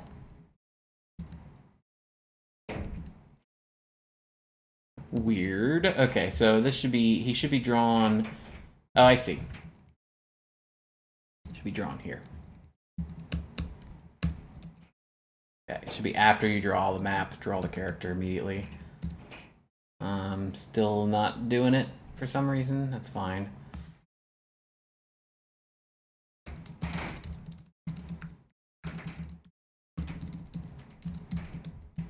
That is what it is. I don't know. I'm not going to get too upset about it. I have to just deal. Okay. Oh, it's not printing it out now.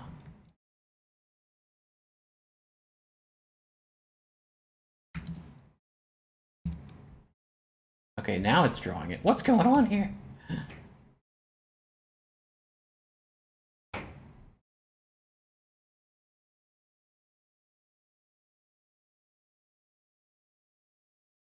Okay, I obviously have to learn a little bit about curses, but there's some other problem going on here too.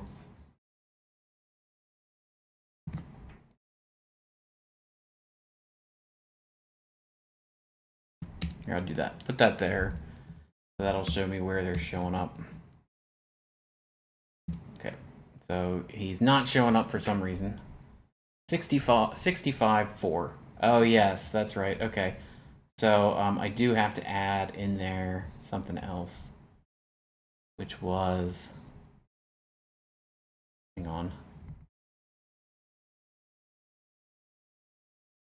+1, +2. Oh yeah, and then also this is CY, CX for some reason. +1, +2. Okay, that's the problem I was having. So there we go. Okay, so he's right here. Then he's right here. And he's right here. And he's right here. Then he's right here. And then he's right here. Cool, so it's putting him in rooms now. That's great. So now let's move him around. Let's get the ability to move him around. Okay,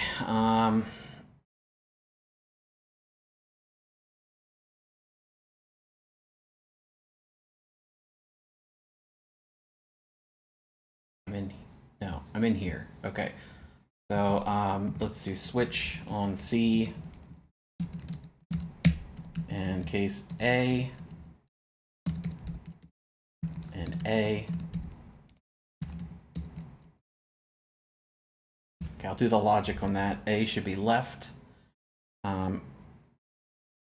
First of all, check if it's a wall, and check if it's 0. It should be less. It should be greater than 0. Or yes, 0 or greater. Yeah, so A is left. So if CX -1 is greater than or equal to 0, and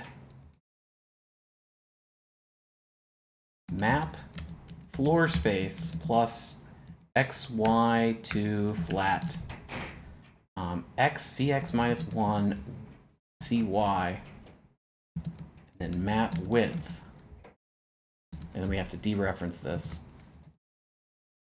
is not equal to wall.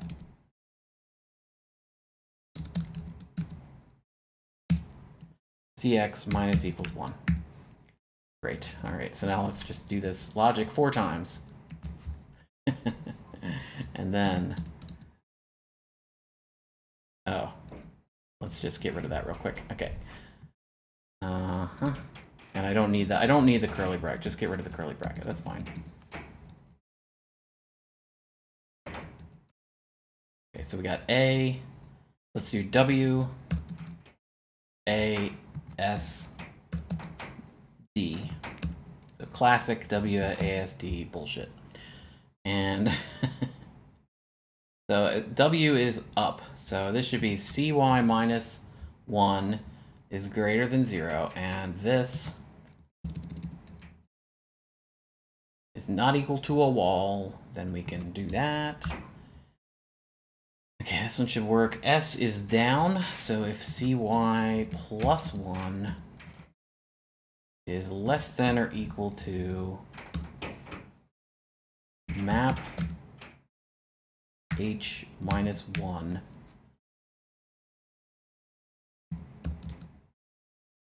And oh, yeah, you heard that. You had to hear that.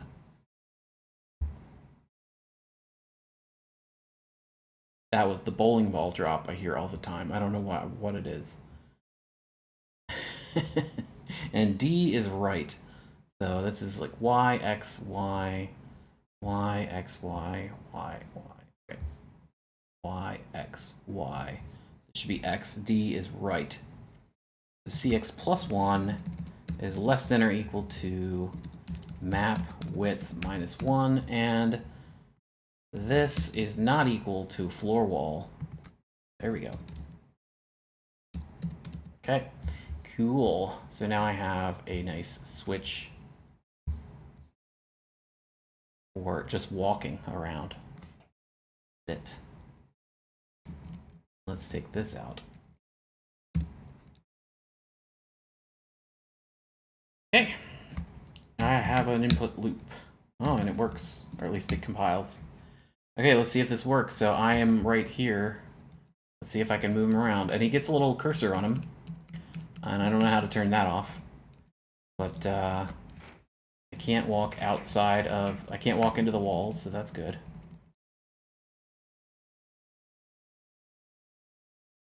I can walk through the doors. And I'll have to do more logic for all the stuff I have to do, you know, attacking enemies and all that. But I have a dude walking around a dungeon. And it's an ugly dungeon. I think the next step will be to add some visibility rules. So if I start in this room, I should only see this room. And then as I move, I should be able to see, you know, more spaces around him. And I wonder if I can make the what is that called? The cursor? Cursor off. Let's see. The curs set routine sets the cursor state to invisible, normal, or very visible. Cool, so let's, it's curs set. A dude, I have a dude. Curs set int visibility. So where is that? Or very visible. So 0. So I want to do curs set 0. Yep, that's all it is. Let's see. Here we go. Curs. What was it? Curs set 0. Oops. Yay, I got rid of the cursor, so now you can't see the cursor anymore. Just see the dude. He's a dude. He's net hacking it.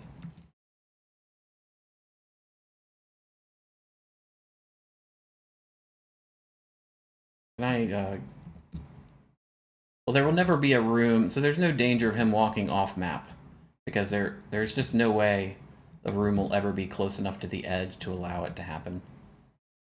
But to-do list for this now. I guess visibility is the next thing.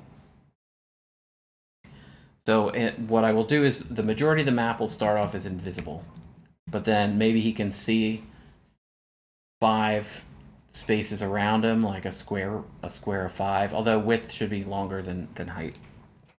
Maybe like 10 width and 5 height.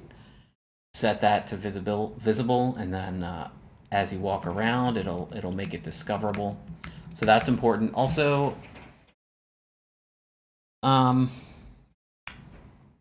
what do you call it? Pathfinding. I need pathfinding so that I don't get, wow, that's a really nice, look at this map.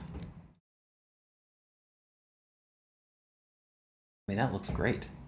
This looks like a real game. Except for the doors. I'm not happy with the doors. The doors suck. Don't like the doors.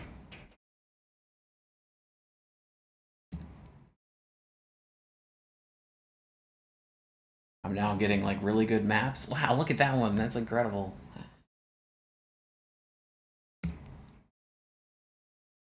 But this might happen. So I need pathfinding for this. So I generated 6 rooms. 1, 2, 3, 4. I only see 5 of them. This is probably two rooms here.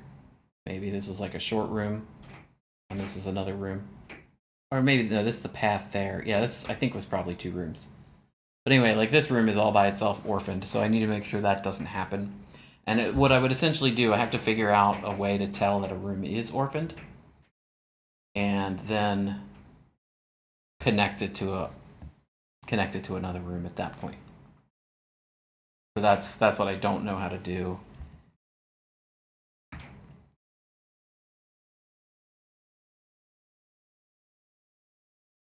And I don't like doors, but don't like the doors. I also have to do some door logic. But then, you know, this is really coming along, so I think this is a lot of progress today for just 4 hours of work. Oh, you heard that. You had to hear that little slamming noise, whatever the hell that was. I saw the green bar move.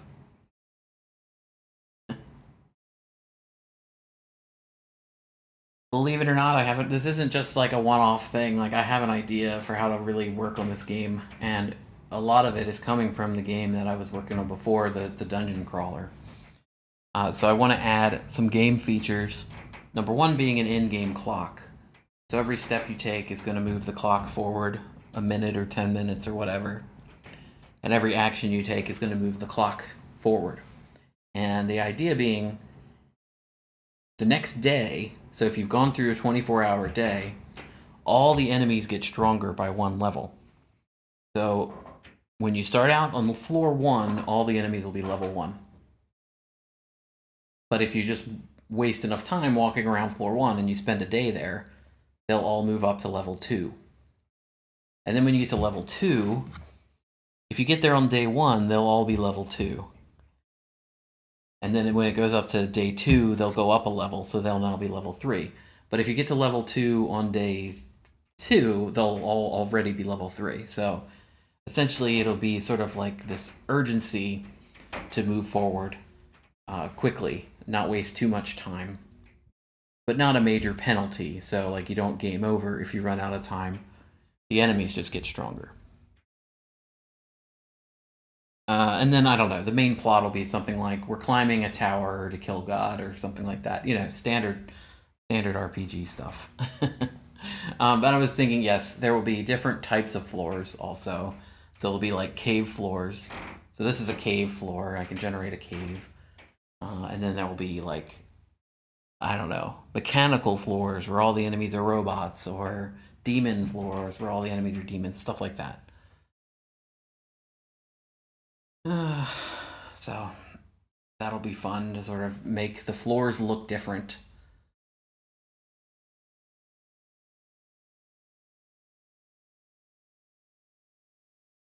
And I should actually, instead of doing it the way I did it, I should just do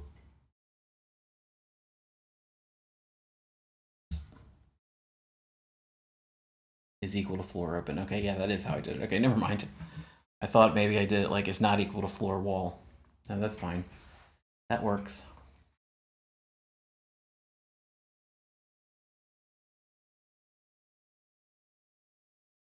I should also have for doors open, floor door closed, floor door locked, stuff like that. That's really going to make it harder. You have to have keys and stuff. But it'll happen.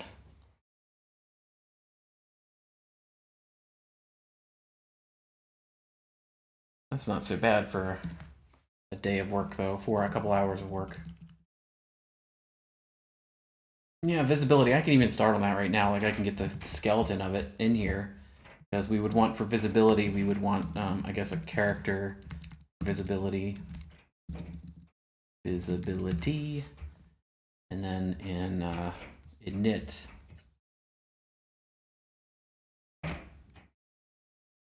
this visibility, actually let's do viz, and then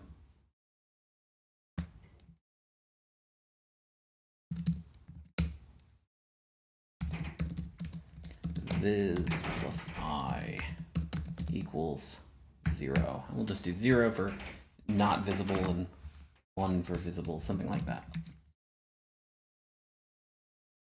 And then free map viz, just a viz, and then I would put it in here. I would need a check viz in my main loop. What we would do is check viz.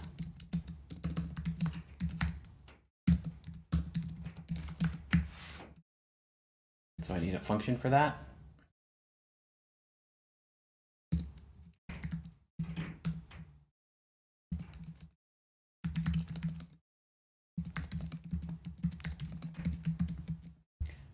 And then put this down here. See, this is already easy.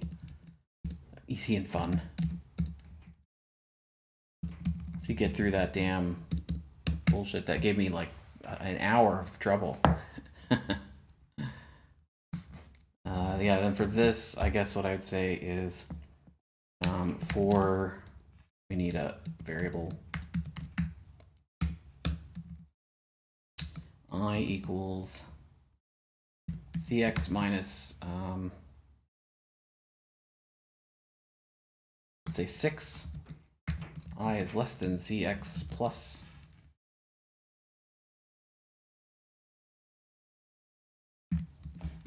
or greater than or equal to this. I plus equals 1. And actually j should go on the outside. Always do rows before columns. We'll do minus 3.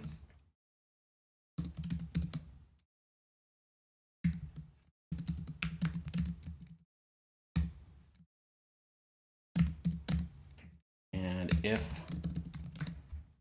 I is less than 0 or j is less than 0 or I is greater than or equal to map width minus 1 or j is greater than to map height minus 1 will break. Otherwise, map viz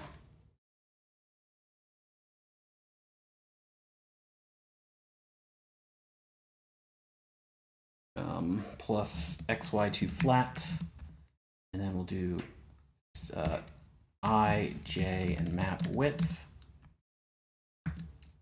equals 1. So there I've updated the visibility. Now I just need to write rules for printing.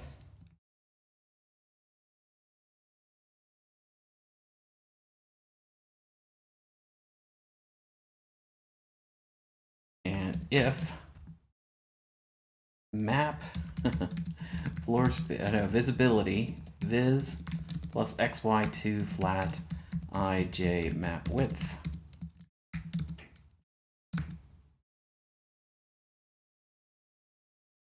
is equal to 1, then draw it.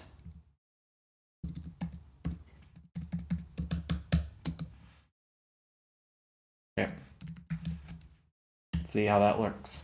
So there we go. We don't have the whole map visible now, but if I move, it's going to make it visible. So this is kind of a little too big, maybe. And it's not doing like pathfinding. And it's not doing like you enter the room and it makes the whole room visible, but it is at least changing the visibility. So the whole map is not visible.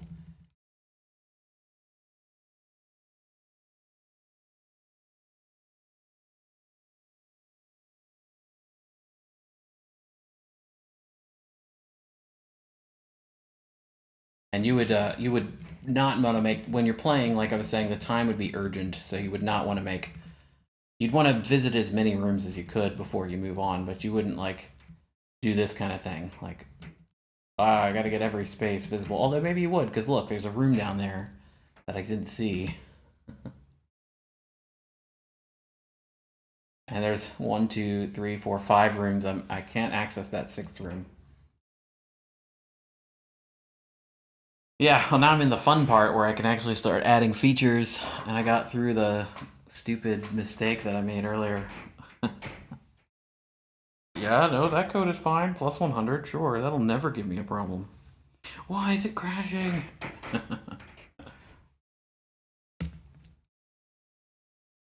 Why is it just a random door here? This must have been 2 rooms next to each other. Look how long this room is. Wow. Wow, this is a really unusual map. There's another room. This was like 1 room, 2 rooms, 3 room, 4 rooms, maybe all stuck together.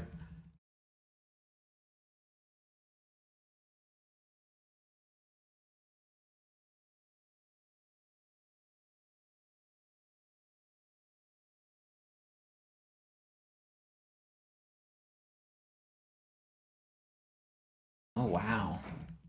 Paths all the way around. Okay, let's count them up. 1, 2, 3, 4, 5, 6, 7. Okay, so this is maybe, this has got to be a room, and this has got to be a room, and this has got to be a room. 1, 2, 3, 4. Huh. Something doesn't add up here.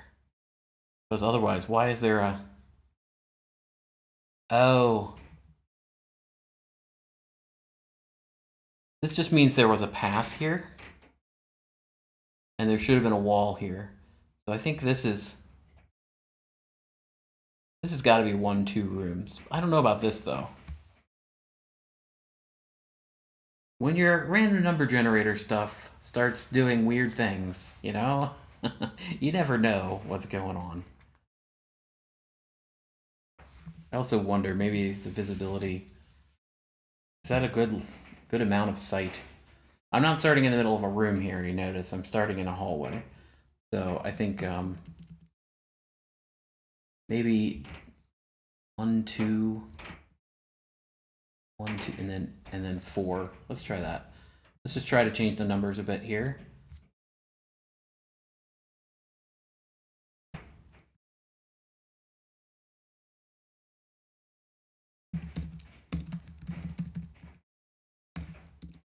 Make it a little nicer. I mean, a little meaner, but look a little better. I can't see the full room I'm in. This will be, you know, typically these things have like light sources, and if you're in a room, you can see anything with line of sight or whatever. That's... I don't have that, obviously. This is just brute force.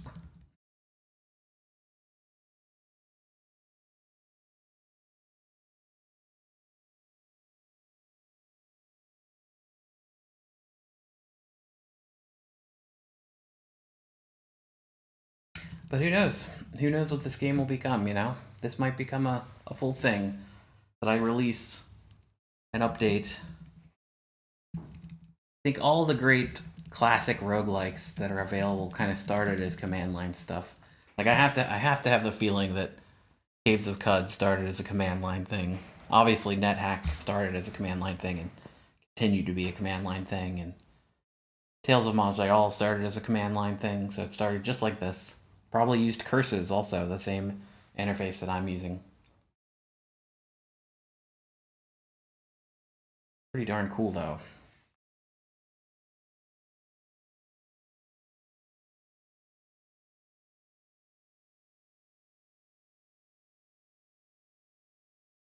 I don't want to mess around with the colors. I kind of want to mess around with the colors, but that's another thing you can do with curses. You can actually do colors. So if I wanted to change the color of the character or the walls, I could do that.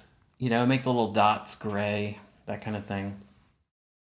I don't know. Maybe I should play NetHack. Maybe I should play a couple old school roguelikes.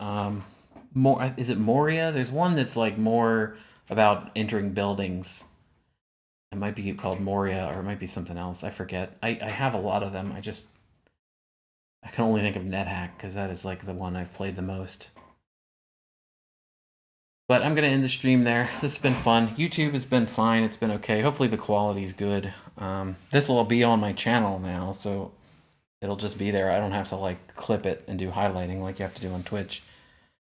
But I'll probably do this again, if not tomorrow, then sometime this week.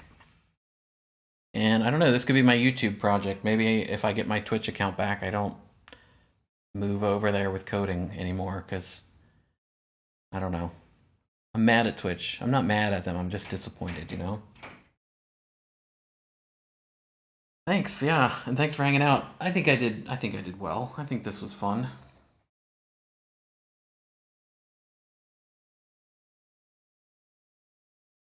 And I can call this like Ethan Hack or something.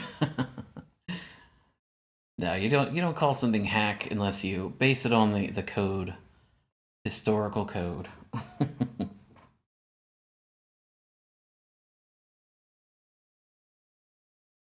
There's a lot of features I can add here. I need to add, so I do need to add to make sure that all the rooms are connected. That's pretty urgent. Maybe moving diagonally would be good too.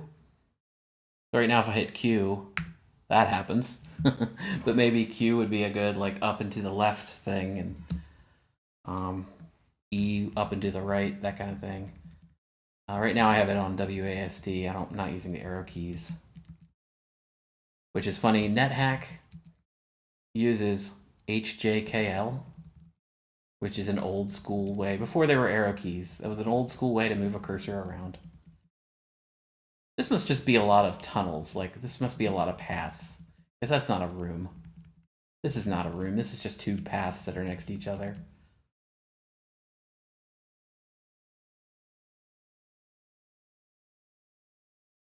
Ooh, I only found like 3 rooms. Where are the rest?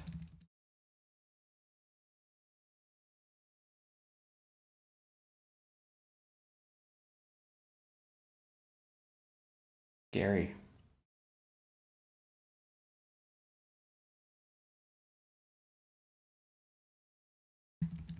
It's incredibly fun. There's nothing to do in this game, but it's already incredibly fun.